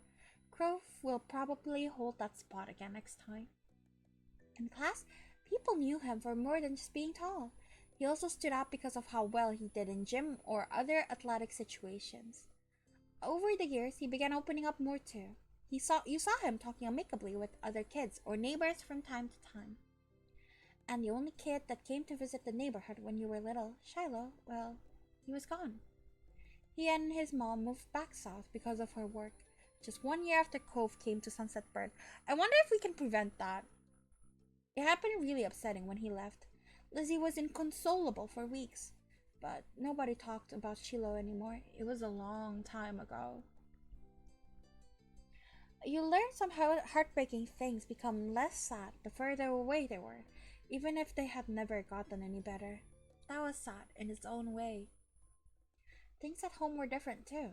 He still lived in the same house and all that, but it wasn't how it was before. Ma dyed her hair purple, wanting something new, and liked it so much she kept dyeing it. You remember calling her mommy as a kid, but something like that seemed awkward nowadays. You were much too old for the word. Lizzie felt too mature for her nickname too. She insisted on everyone calling her Elizabeth, so you did. Your mom soon gave her permission to go places other than the playground and shopping street, which she took advantage of. You rarely see her around the old neighborhood. In fact, she hardly spent time with you the way she did before. Elizabeth instead associated more and more with girls from school who were her own age. Maybe the difference between 13 and 15 was greater than the difference between 8 and 10. You started befriending new people yourself, like Derek Suarez. He didn't live in the neighborhood or go to the same school. What happened was his and Cove's dad struck up a business partnership a few months ago. Since then, Derek would pop up in the area now and then. Seems Mr. Suarez was happy to let Derek tag along to his work, if Derek had the time for it. Without a doubt, everyone and everything around you had changed, in small and big ways. You had too. As time went by though, it was easy to settle into this new normal. Then, before you know it, school was over and summer vacation had come again. It was the first day of summer vacation. The sun was as hot as ever, but you were inside and away from its harsh rays. To be more specific, you were... When I was 13, what the fuck did I do? Snuggled up in bed, celebrating your time off by sleeping in. Yes, that is me. It was hot, but you still had the blanket up over your head to block out the sun. You didn't want it intruding on your lazy morning. Unfortunately, you hadn't prepared for an intrusion. From beneath the blanket, you heard the doors creak open. You're still sleeping? Wow. Get up! Pretend to still be asleep. Wait, let me... my glasses need cleaning. Because I accidentally touched it because I am a dum-dum. You stayed wrapped up in your blankets, not moving an inch, with your eyes closed peacefully. By the impatient tapping of her foot, you could tell she hadn't left. Come on, I know you heard me. Get up, now. I will come over there. So much for a lazy morning. Mom told me to tell you that your friend's at the door. He brought some happy summer gifts from Mr. Holden. Mom wants you to take it from him, say thanks or whatever. Come on. So come down already. I'll be there when I'm there. Elizabeth rolled her eyes and left, having done what was instructed of her. You rolled out of bed, stretching your arms up high and yawning. Time to get ready. You sat yourself in front of the mirror in the far corner of your room. Okay. Should I do this like the way I look or the way I wish I look? Because that's different. Well, okay, to be fair, who keeps mirrors where they don't fit in the frame? Who keeps mirrors where they can't fit in the reflection? Nobody, right? And I think in middle school I was like one of the tallest girls, so the reflections went over the whole... No. You're pretty tall. Clove tended to be the only person around who was even taller, at least among teens your age. I like my height. Bragging? Yes, bragging, because now I'm average. Well, no, I'm tall for an Asian. Especially in Indonesia, I'm tall. Like, yeah, like, in Indonesia especially, I'm tall, but for a girl, I'm tall. For an Asian girl, I'm tall. I swear I'm tall. I'm not short. It suited you well in your mind. Then you put the finishing touches on your outfit while ruminating on the situation. Careless as they had been, Elizabeth's words had spiked your curiosity. You planned on going over to see what Cove was up to, so this worked in your favor. Your reflection grinned back at you. You were looking forward to seeing him. You left your room, going down the stairs 2 steps at a time. Step 2, second chance. You spotted Mom first, reclining on the couch. She held a magazine in her hands, which she was perusing through. Morning, Mom.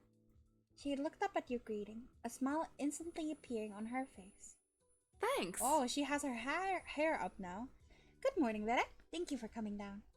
Ma's at the door with Cove. He can't stay over here today, unfortunately.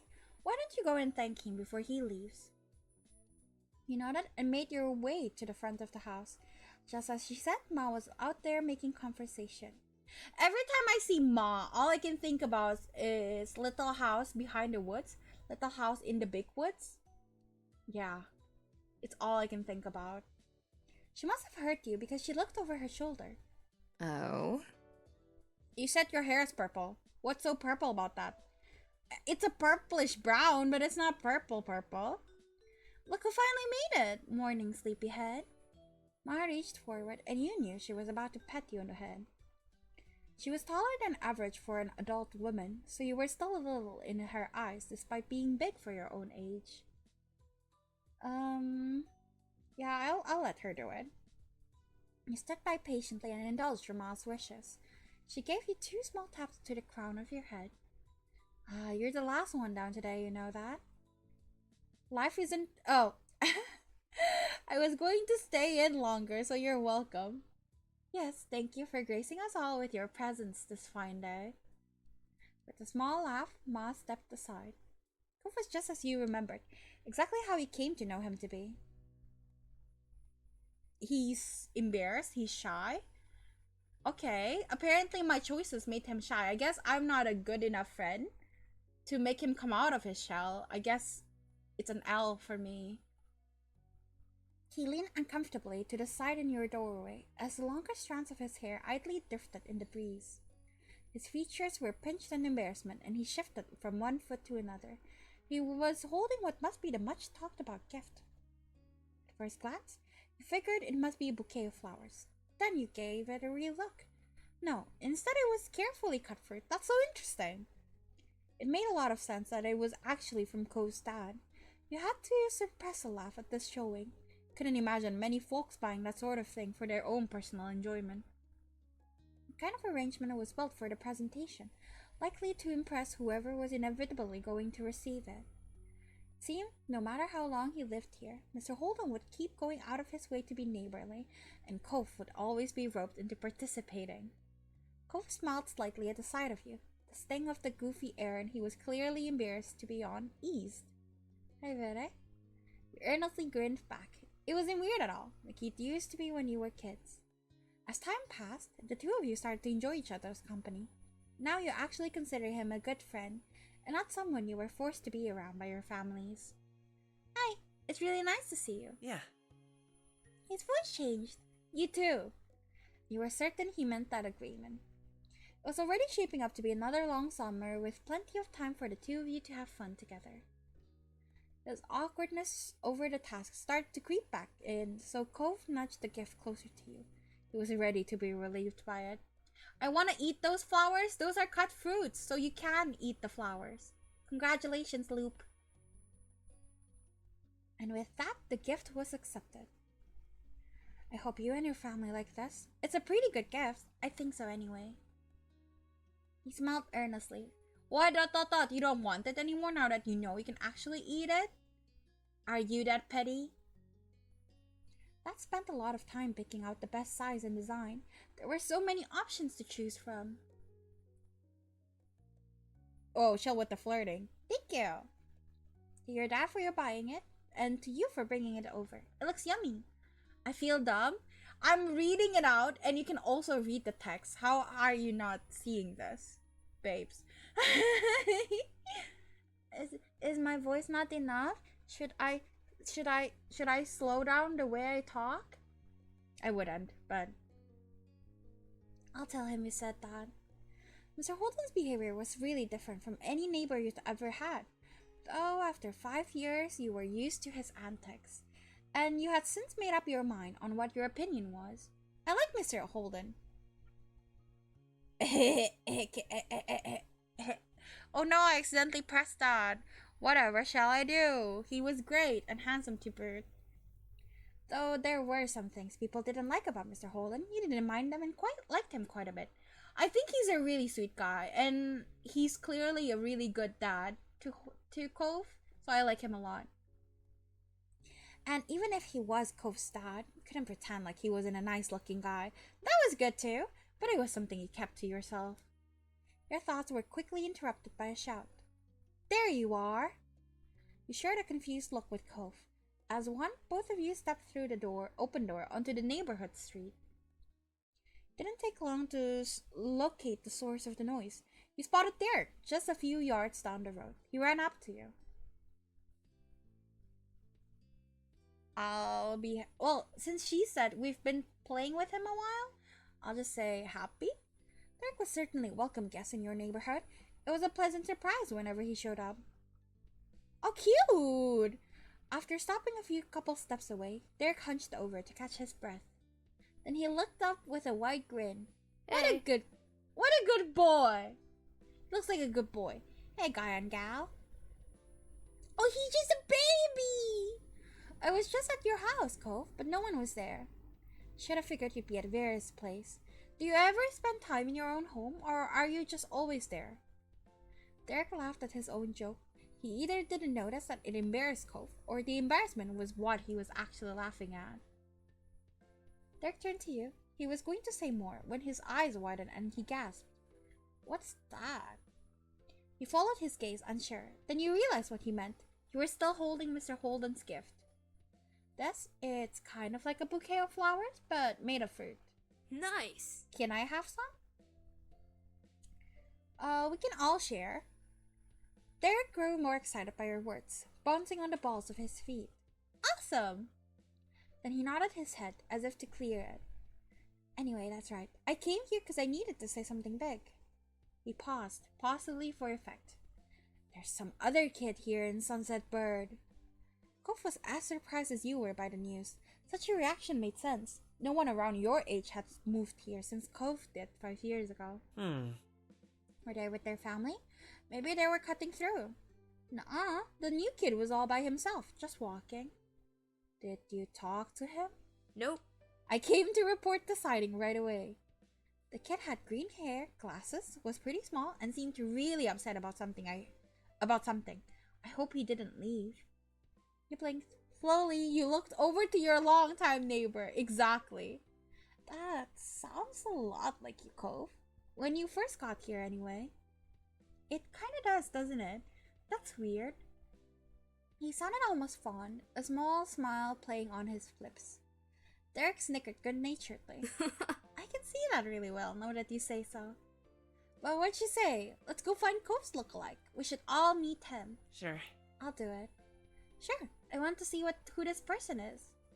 Derek grinned, then he pointed down the street, the way he came. Last I saw him, the mystery visitor was going this direction. Nothing else needed to be said. The three of you were off, with Derek leading the way. I need to go to the toilet, so be right back.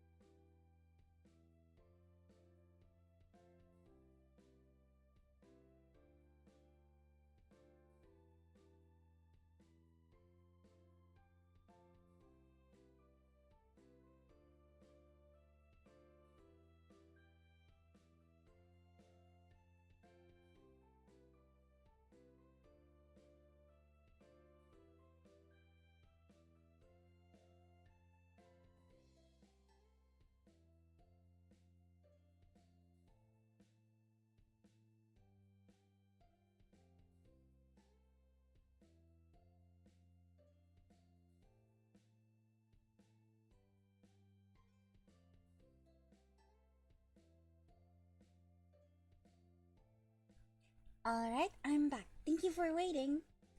Derek brought you to the beach, and as a trio, you made your way down the shore to the playground. You walked the familiar path in a comfortable silence. When you were almost there, you spotted the kid in question. His bright colors almost shone like a beacon beneath the rays of the sun. He scuffled around, kicking up the sand as he paced. It was true. He certainly seemed upset, but you didn't think he was sad, like you had originally pictured. No, with his erratic movements and scrunched up expression, he came off angry. You were curious about him. What he was so mad about. Derek must have felt the same as you. He waved wildly, calling out to the boy. Hey guy, over here. Oh, ugly ass hair. I love him so much. I love his ugly hair. The kid whipped around, an impressive scowl carving deeper onto his face. His eyes were tired, but a strong hostile energy still radiated from him. Love him? Same. Stupid hair. What? What is it? What do you want? The sharp tone made Derek flinch. He shifted on his feet. What's your name? Jeremy. Was that it? No. No, I'm Derek. That's Vita Cove. We were just walking around and saw you. We wanted to say hi. There aren't a lot of kids our age in the neighborhood. Yeah, so, it's cool to see someone else here. Maybe he got angry because they botched his haircut. No? It's really dumb. Strangely, Jeremy grew furious by your response. If steam could erupt from a person's ears, it would have happened then. They did bring me somewhere stupid. Of course, I knew it. What? My parents. They're the ones who brought me. I didn't walk to this town. Can you not figure that out on your own? Barbara hates him. You need to make sure the bowl cut is perfectly symmetrical. They have to break out the rulers. Right. My dad brings me to Sunset Bird too when he has to come to work and all that stuff. It's not bad. But there in the glare from Jeremy, Derek winced beneath him, glancing away. It was a struggle to remain friendly with this Jeremy guy. Yeah, you don't have to. No one's forcing you. We can just leave. I mean, I wouldn't want to come here for a real vacation probably either. That's an understatement. This doesn't count as a vacation. It's a waste of time. A chore. My parents' family is nearby and we just had to come see them. Ugh. If they're your parents' family, doesn't that make them your family too? I guess. It's so annoying. That's a pretty good reason to come by. Did you want to go somewhere else? Jeremy gets so much better in droplets, guys. Trust. He's not always a waste of screen space. Wait, droplets? Is that the XO droplets game? The game they also made? Because I was checking out the referencing another GP patch game, XO droplets. So you're saying I can tame the sourpuss. I can romance the sourpuss. I would love to romance the sourpuss. They usually pine the best. So relatable, motives so good. You can try? Maybe I'll have to add it to my list. Wait, let me open Steam real quick so I don't forget. Is it good? Is droplets good?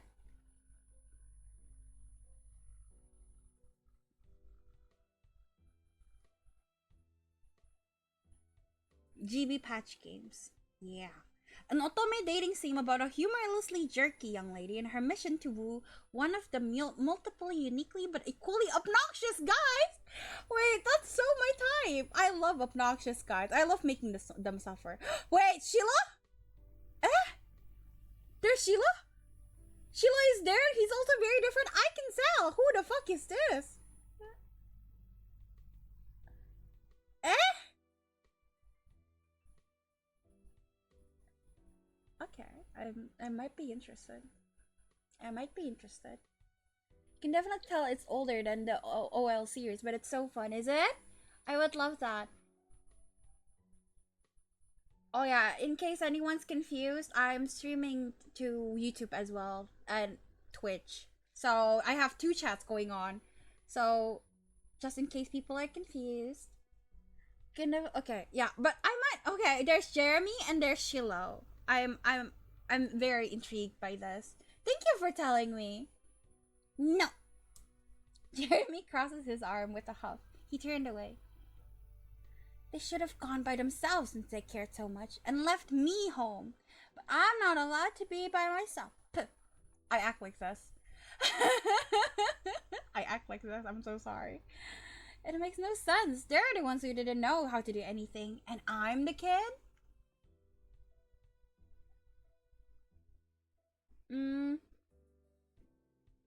Oh. Okay. I know how I said I'm going to say things based on what I would do in real life, but come on. Yeah, I can't not pick that, right? Who peed in your cereal this morning? Jeremy's lip curled as his face contorted from anger to horror. That's disgusting. Why would you think of something like that? That's disgusting. Sheesh. It's just an expression. He took a deep breath. He thought for one hopeful second that maybe he was calming himself down. He was not. I love Jeremy. I want a whole route of Jeremy with just me pissing him off. That would be amazing, actually. I would love that. So what? You're putting it in the people's heads. I don't want to have to think about it. And some brainless might decide it's a good idea and actually do it. With the way you're acting, I won't be surprised. There are some real stupids out there in the world, you know? You're all living proof of that. I'm gonna piss in your cereal. Hey! Hey! We're not stupid. I'm smarter than you are. How are you gonna prove that when you're just saying one moronic thing after one another? You turn to Cove, lowering your voice. The two of you aren't that similar after all. Jeremy must have had good hearing, though, because he caught the private exchange and scoffed. Stupid. Of course, we're not similar. My eyebrows aren't stupid. Your hair is, bro, look at your hair. You look like you hollowed out a coconut and wore it as a helmet. That's so crazy. I've never seen a bowl cut like this. Fight, fight, fight. Exactly. I love chaos. Cove's cheeks flushed crimson at the insult. He couldn't be sure if it was out of embarrassment or anger. Maybe both? Come on. Is there anything else? No. How can you say that when you've got a bowl cut? Yep, it's embarrassing and awful. But my parents make me. I won't have to have it when I'm older.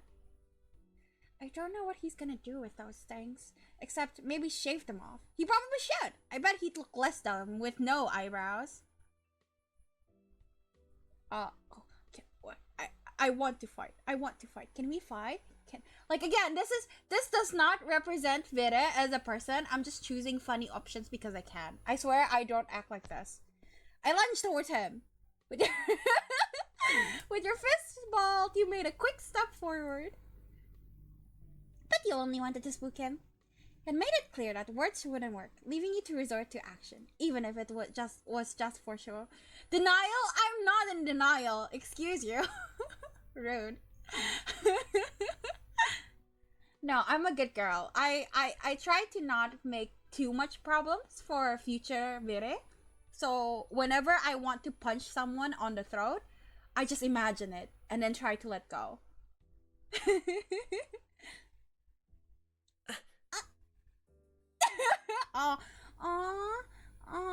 But I want to scare him. Derek and Cove jumped in to stop you before you reached him. They each grabbed you by the arm. Still, Jeremy instinctively stumbled backwards. He practically fell over.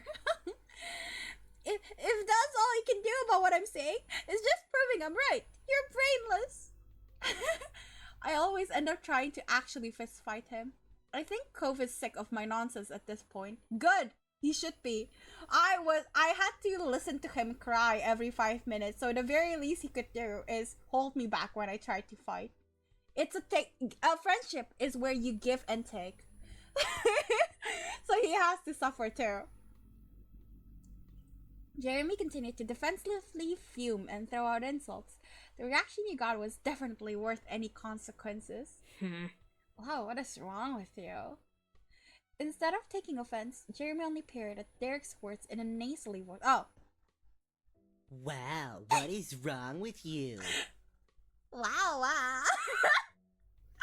He's so zesty and for what? I love Jeremy. Jeremy's my favorite character. This is dumb. Jeremy stuck out his tongue and skulked away, throwing more sand everywhere as he went. You watch him go, hunched over, until he became a speck in your vision. I love Jeremy. Silence reigned in his wake. The three of you tried to process what just happened. I can't believe it. What a mean kid! Derek wasn't kidding. And by the sound of those earlier complaints, the new boy Jeremy was going to be in the area for at least a little while this summer. Derek sighed in dismay, plopping onto the ground. You followed and Cove did too shortly after. There wasn't much else to do. This sucks. I was hoping we could meet someone fun, hang out maybe. He shook his head. After a moment he slowly turned to you with a hopeful expression. But you know what would really improve the day? What? He didn't respond. Instead, he used the hand to point, right at the fruit arrangement that you were still holding. I'd completely forgotten about it during the mini-drama that unfolded. You had gotten used to the weight. How heavy is it? How heavy can a fruit bouquet be? Glancing over to Cove, you noticed he was eyeing the fruit. He must want some too. Let's eat! Fuck yeah! Derek perked up immediately at your words. He reached out for a skewer, hesitating slightly once he was inches away. Are you sure? No, I was kidding. You can't have any. He nodded. With an eager grin, he plucked up a prime row of fruits. Cove grabbed one for himself after him. Only you were without a skewer of your own. I love strawberry the most. The strawberry was a bright red and beckoning you. It was the obvious first choice. Derek ate a pineapple skewer enthusiastically, finishing it within moments. This is amazing! It's not different than any other fruit. It's kind of worse. These has been out in the open with their skins off for a while. Sheesh. Hey, you two remembered the Land Before Time? The fruit thing makes me think of it. The dinosaurs all liked the leaves that were shaped like stars. Tree stars? Yeah. Chomping leaves looked so delicious when they did it. There was that scene with the pretty trees, and all the dinosaurs came in and picked everything off them till there was nothing. That's us right now. Awesome. I didn't watch it. I got bored. Sorry. Do you think things taste better when they're shaped like stars? He snickered. Not everything, but it probably helps. Agreed. I like fun shapes. The three of you continued like this for the next few minutes. Eventually, the display was barren. It looked weird when devoid of fruit. It did help you make you feel better. Food always makes me feel better. That's why I have a constant supply of snackies at home. Wanted to eat the plant from that Barbie fairy movie. Which one? Oh, you don't understand. I'm like an avid fan of Barbie. You need to elaborate. Which one? Thumbelina? Thumbelina's kind of bad. I liked in Teletubbies they eat puddings, and I've always wanted to try Teletubbies puddings. They look so good. Derek was right. It was so good you were already brightening up from the earlier drama. Hey, Vere? Yeah? The two of you meet eyes casually. Were you seriously gonna hit that guy? No, I just knew he'd get all scared over it. You don't remember? What do you mean you don't remember? What leave? Do I have to rewatch Barbie? I say, like I'm being forced to do it. Is it Mariposa or Thumbelina? That's a very big distinction for Barbie fairy movies.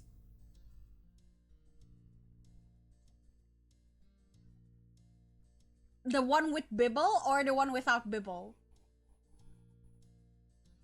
I love Barbie. You can't just say this to me. There's the flower fairies, but I don't know what plants are in them. By the way, I love Bibble. I think the fairies changed the seasons. It might be Thumbelina then. I'm not really into Thumbelina. I don't know then. I see. Okay. Phew. That was pretty bad, bit, eh? I mean... I thought it was cool. I am very cool. Ugh. You're both crazy people. I wouldn't actually do that in real life, by the way. Even as a joke. I'd like to think I have enough self-control to not do that. You knew when Derek said things like that, it wasn't serious. He liked you in Cove. Yeah. Derek then leaned back on his arms, contemplated the sky with a content sigh. So, are you both ready for summer break? Oh! Also, thank you, Cat Lover, for the follow. Sorry, I just saw it. Are you both ready for summer break? Yeah, I haven't set up alerts. I don't know how. I will figure it out when I have time. But yes, thank you for the follow. How is Eto? I forgot. What did he ask? Are you both ready for summer break? Of course! Of course, I'm always ready for summer any breaks. Cool on you. Wish I could say the same. It feels like there's a lot to plan for. And what about you, Cove? Are you ready? I think that depends. On what? Why would you not be ready for break times? Break times are great. Before you could say anything else, the light atmosphere was shattered. Hey! Vere! You glanced over your shoulder to see your sister. She strode closer and closer, appearing none too pleased. I've been looking all over for you. Ma said you and Cove ran off with the thing Mr. Holden bought for us. It's gone. She leered over you with arms folded. So, where is it? You're late. It's all gone. What do you mean, gone? You moved over to the side to face her completely. She zeroed in on the bouquets in your hands, which was now populated exclusively with skewers, dripping in juice, and tiny flecks of leftover fruit pieces. Her mouth dropped open and the tone of her voice rose. What? Seriously, Vera? What were you thinking? We were supposed to be for all of us at home. She glanced at Cove, who sat beside you, and continued mockingly. Even if you did have an in with the delivery boy, this was up to Mr. Holden. Cove gave you a bent smile of support, but which didn't help disprove her accusation.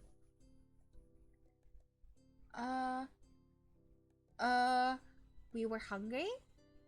Elizabeth narrowed her eyes, not at all okay with that kind of response. Oh no, I think I hear the mean kid coming back.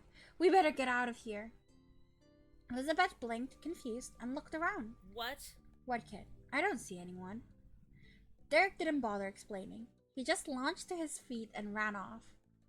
Cove hopped up too, gladly taking the opportunity to exit the situation. He followed after Derek, but he sent a look to you from over his shoulder. You turned to watch Elizabeth. She stared back, brow raised. I'll stay. I'm a good little sister. I stay. You didn't make a break of it. Instead, you carefully got out from the sun, bouquet still in hand. Once you straightened up, Elizabeth smiled affectionately over at you. Come on. Come on, fugitive. Yay! Big sister! You nodded, then gazed at the empty bouquet. How would you explain what happened? You know, you could always tell them those boys ate it all. They bailed so they don't get to tell the story. Moms would never need to find out. I like you again! Yay, Elizabeth! You'd let me get away with that? She bumped your shoulder, winking cheekily. What else is family for? You laughed together, making your way home side by side. When you and Elizabeth had returned earlier with the empty bouquet, Mom was bummed she didn't get anything. Ma consoled her with a promise to make her a fruit flower of her own later. To be fair, okay, number one, they forced us to wake up from the bed just to accept the bouquet when like everyone else is already awake. And it's fruits, you know, fruits are perishables. If we go out to hang out at the beach, it's gonna get sandy. So like, I just feel like if they really wanted the fruits, they wouldn't make me hold on to it the whole day. They would just like, okay, anyways, give it here so we can like put it in the fridge or something, right? Like, I don't know. Elizabeth said nothing about how it came to be empty, and the event was dropped without question. You think they were just happy you and your sister seemed to be in a good mood? That was a while ago now. Later that night, you found yourself seated near the kitchen counter. Your fingers drummed on the surface as you waited, your gaze trained on the phone. You were waiting on a call tonight, specifically from your cousin Leandra. You didn't want to miss it accidentally. Your uncle, aunt, and Lee used to live many hours away. Your families only saw each other a few times a year for big occasions. A while back, though, they had moved and were closer to you than ever before. You now hung out regularly. With school being out, you're positive she's gonna want to come over a lot. The two of you were on the same age and got along well. She used to be really fond of Lizzie, Elizabeth too, but now that your sister had become allergic to interacting with her own family, it tended to be just you and Lee who spent time together. Wait, sorry. Sorry. Anyways. Being family helped you make you close, but you had a lot of girlfriends. I would answer this mostly because I do have a lot of like girlfriends. I'm not really that close anymore with my female cousins, so you often gravitated towards other girls and befriended them pretty easily. I have the riz, what can I say? I also have a lot of non-girl friends. Everyone adores me. I'm a good girl, what can I say? What kind of gender someone was didn't seem to make any difference in who you got along with. Then the shrill ringtone announced an incoming call. You jumped before grabbing the receiver and pressing it to your phone. Then to your ear, sorry. Let's see. Who is it? Your worst nightmare. She's so pretty. She looks like Ariel from Little Mermaid. She's so pretty. Of course, you knew right away who it was. You laughed. Hi, Lee. Dropping the joke, she laughed too. Hi. Hi, Fere. There was static on the end, as if Lee was shifting wherever she was. So, can you believe school's actually over? I thought it would never be done. Now we don't have to do any of that boring stuff and we get to hang out whenever we want. Speaking of hanging out, Lee, can you wait a second? Let me just head to my room. Oh, yeah. You got up from your seat at the counter. Luckily, the phone was wireless, so you didn't have to worry about any cords tying you down. Your mom's had a rule about not moving the phone unless a call was in progress, which was why you had been sat by its cradle waiting for Lee to call. I found a scene from Barbie. It was from Fairytopia, and the plant they ate, I remember, was a cup of tea where the teacup looked like a flower. I'm a dumbass. Oh, you mean like the tea set? Yes, the tea sets are amazing. I really like a lot of like the naturalistic look of the equipment, furnitures they have in Barbie. Like Barbie Fairytopia and like the, not Mermaidia, because Mermaidia is a sequel to Fairytopia, but it was like another one. The one with Marisa? The one with the Barbie with like the sick ass pink highlights. I like that one a lot because her highlights are sick. And I love the clothes there too. But yeah, I see. So it's not the food, it's the teacup. I can't believe you played us. Yeah, I like this a lot so far. You thought that made sense. It was nice to keep everything in its proper place.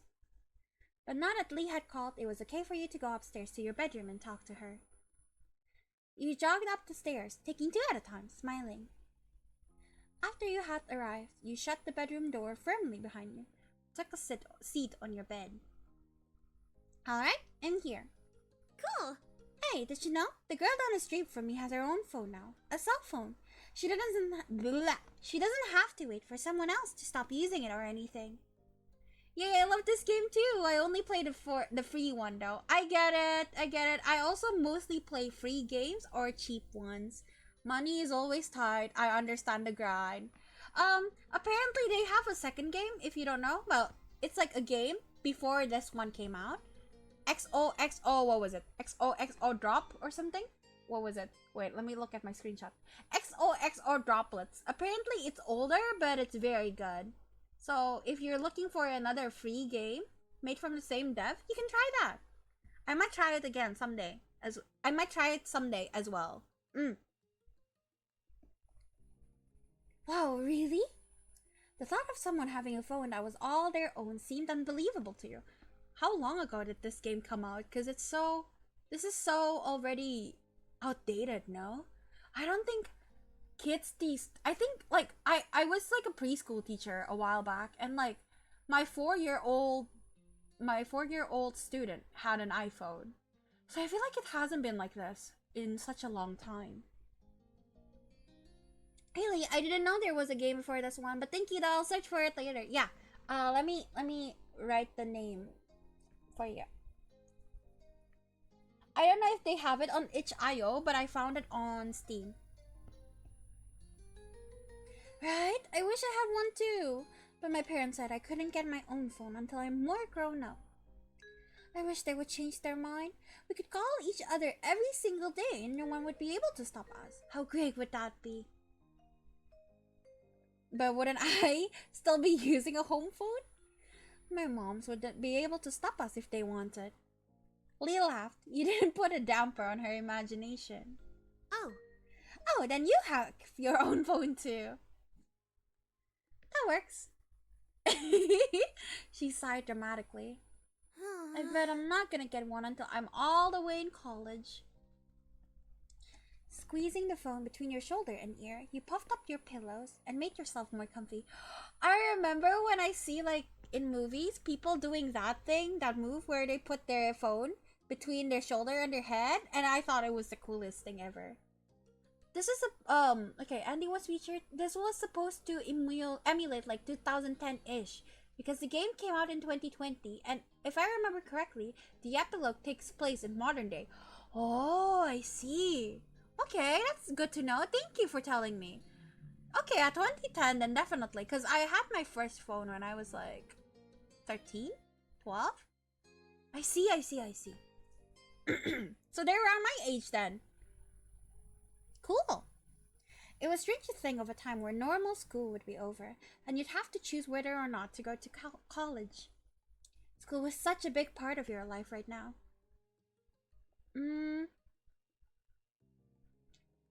I have shit grades. I work really hard, but at the same time not too hard. Like we have a lot of like extra lessons after school. My mom enrolled me in a bunch of extra lessons because otherwise I would fail. But I think I'm like an average student. Yeah, I worked about as hard as most people and got pretty average results as well. Sorry, my throat. You guess that was reasonable enough?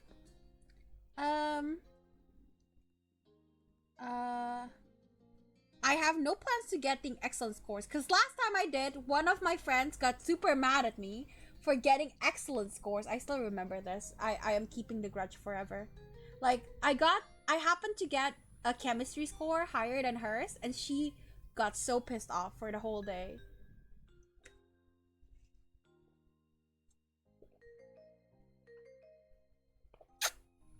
Sorry for the loud noise. I sucked too hard on the drink. Also, thank you for the follow. Andy was featured. Hope you enjoy your stay. I should really make alerts. Too smart. No, because the thing about high school, at least high school, in high school, like, I don't know what I know and I don't know. Like, I make the test, I write the test, and then I don't know how I did, because I don't know if I did it right or not. I could just be pulling shit out of my ass. So whenever someone asks me, oh, how do you think you'll do in the test, I go, I don't know. and then if I get too high, they get upset because, oh, you said you can't do it, but I said I don't know. But yeah, it was a big thing. But I'm not really friends with her anymore. because of a bunch of stuff. But yeah, it just wasn't something all that important to you.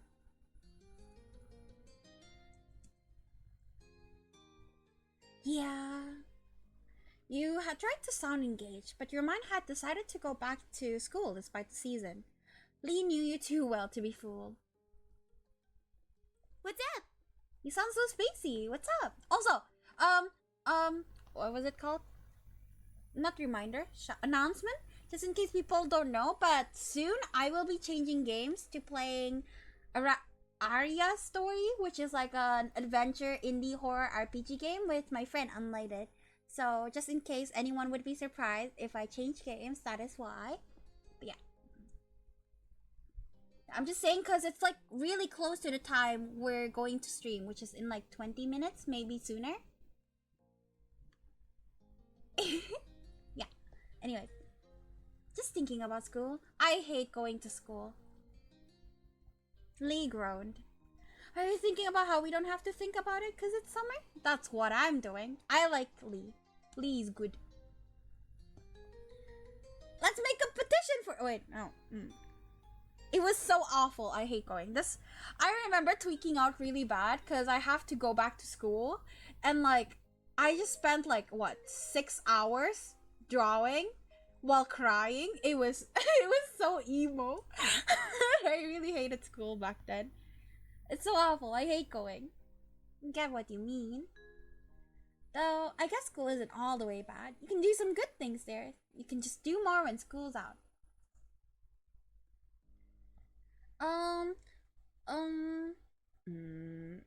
Honestly, I love my friends in school. That's about it. I go to school because my friends are there. That's about it. I hate school. There's nothing good about my school? I won't fight you on that. Alright.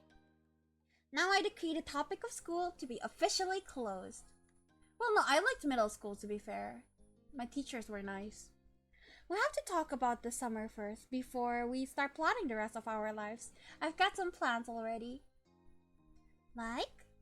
I'm gonna visit my cousins. You chuckled. Of course. What is something you want to do? The first thing that comes to your head.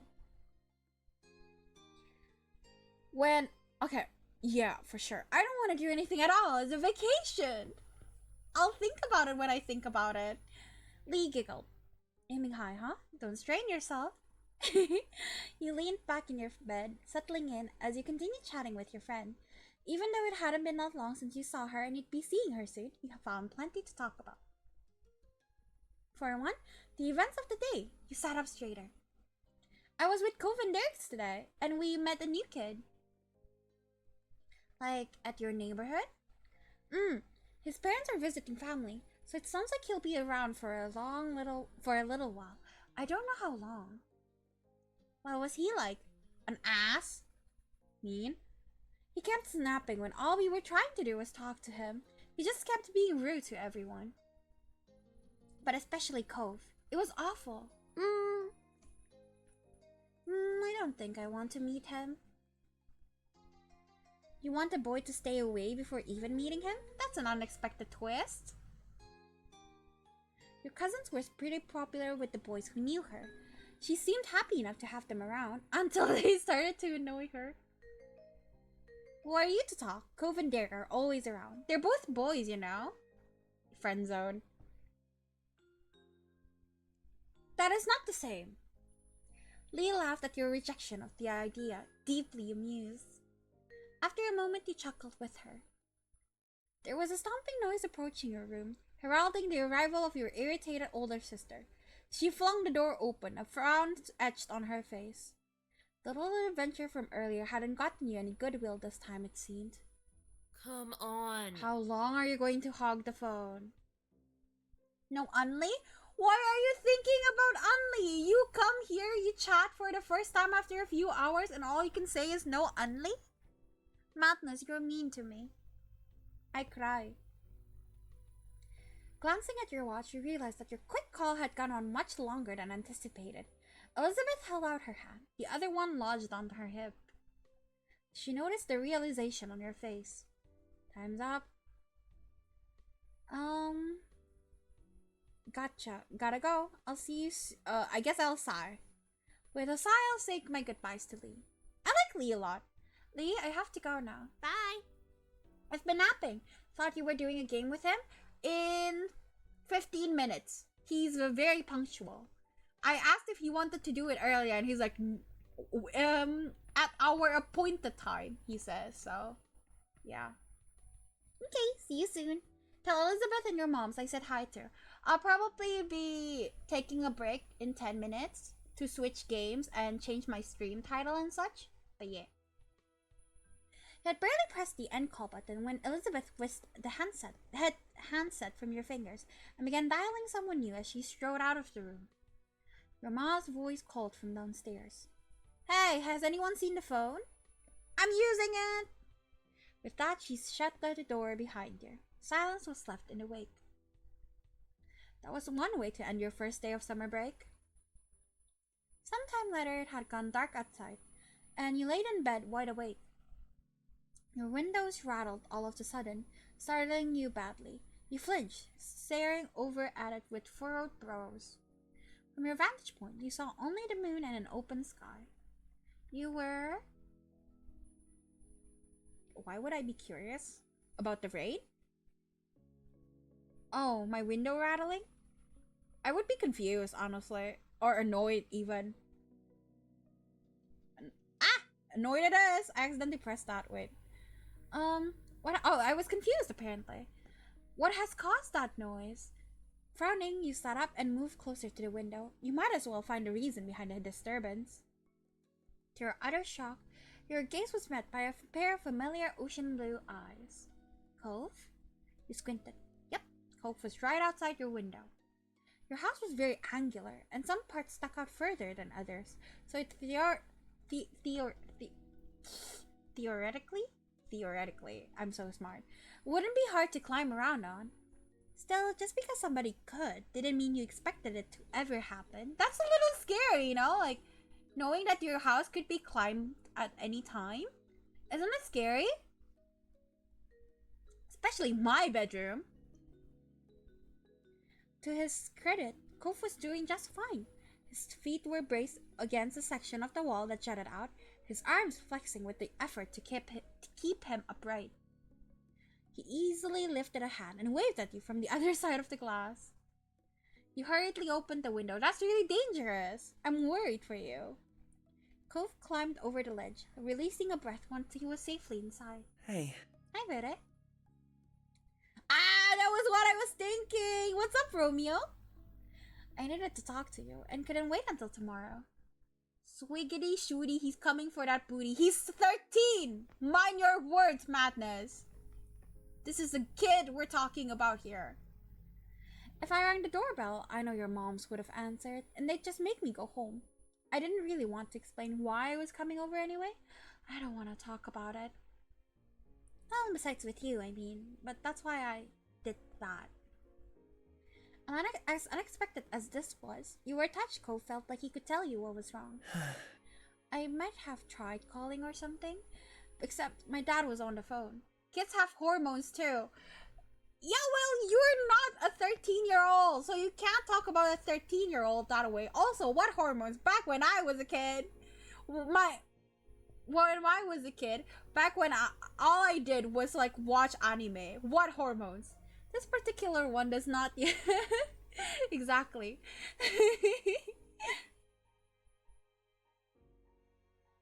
Cove suddenly looked very cross. Dad, he was talking to my mom. Still is, probably.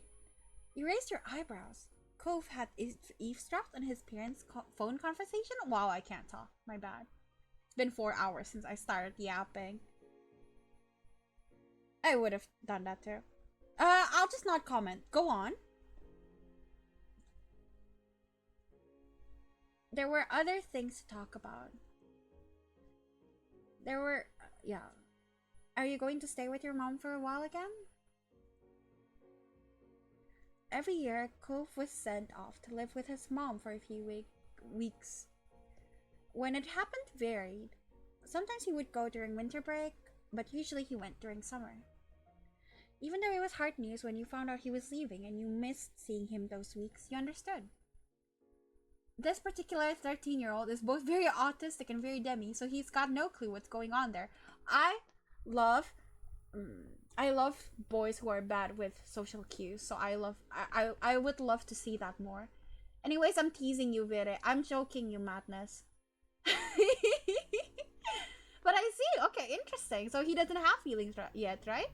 I honestly don't know how to approach Cove. Like, if you saw my childhood, step 1, childhood chapter, I suck. He hates me. I don't know what I'm doing. But to your surprise, however, he shook his head. That is what I thought too, but no, that's not what they were saying. My dad asked my mom not to have me leave this year. He said she could come stay with us here. We waited for him to continue. He didn't. The conversation abruptly dropped off. They couldn't help but stare at Cove. There was a complicated mix of expressions on his face. Is she gonna do that? Yeah. She told him she would come. I know she's coming soon, before school starts. Oh.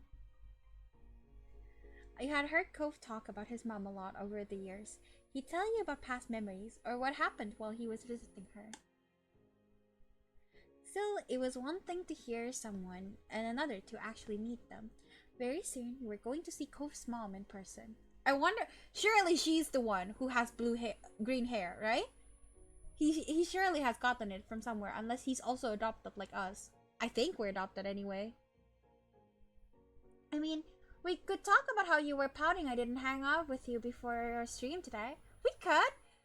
I can also remember how you were immediately calling me and was like, Vere, where are you, Vere? Yesterday. I still have the screenshot, madness. I could tease you about that instead. Not if I tease you first. You're taken aback by the news, so you could only imagine how Cove felt. You looked over at him. He was pacing across your room, his features painted with dread. Before they had barely stayed in the same room long enough to have lunch.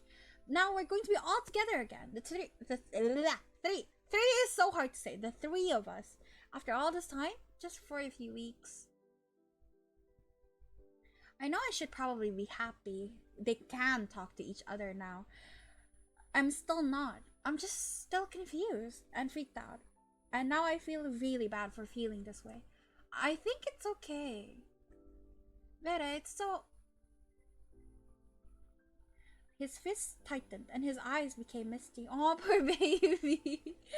Shouldn't keep getting like this. It's been a long time already, and I'm not a little kid. Though he wouldn't meet your eyes, you knew he was waiting for you to say something. What would I say? Well, as a 13-year-old, I'm bad, but, there's nothing wrong with feeling bad. That is hard to deal with. The tense line of Cove's shoulders are eased. Thanks. That makes me feel a little better. Like I'm not freaking out for no reason. A momentary silence fell over the two of you. That was when Peak was messing up. You screenshot some weird stuff.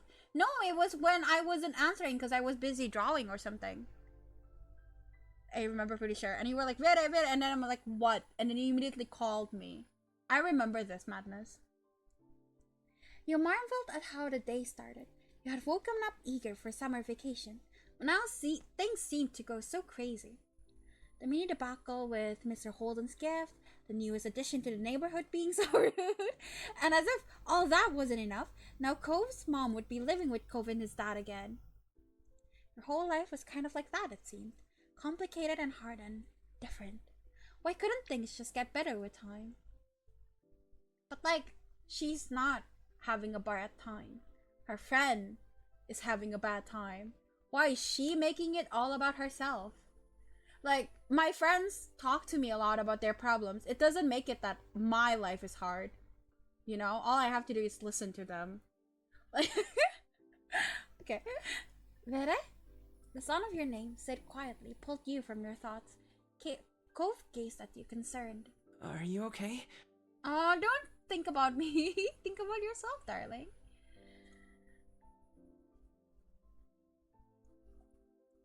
Okay, Anli is already messaging me, but I want to finish the scene. Well, me? I'm more worried about you. You don't have to forget about yourself for me. I want to listen to you too. Literally nothing was wrong. We're just like, yay, holiday started, and now we have to listen to him. Like, there's nothing wrong with us, I think. Cove grinned reassuringly. It was small and delicate, but he knew it was genuine.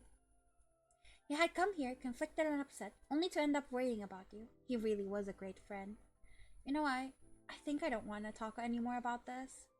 He looked away, his lips thinning into a line, and rubbed at his arms. But I kinda don't want to go back home either. Could I stay a little longer, just doing something else? He appeared equal parts hopeful and vulnerable. How could you possibly turn him away? Of course, you can always stay here, Cove. As if he even had to ask. Okay, Cove perked up at your response, a smile appearing on his face. He immediately took a seat on your bed, not afraid to get comfortable in your room. What madness. You felt a little better at the sight somehow. You still had a lot of worries, but you were glad he was here. I'm confused. Did I miss something? What is my troubles? I really don't know. And not just tonight. You were glad he came to your life in the first place. There was a change you would never want to undo. Who would have thought that Cove would mean so much to you? You certainly hadn't in the beginning. Had kept your distance, and so had he. Now you considered him to be one of your closest friends. Okay, we should continue this next time. Tomorrow. I will continue this tomorrow. I promise. But for now, I'm going to hurry up and change games. And then we'll go to Unli. So be right back, everyone. Ito.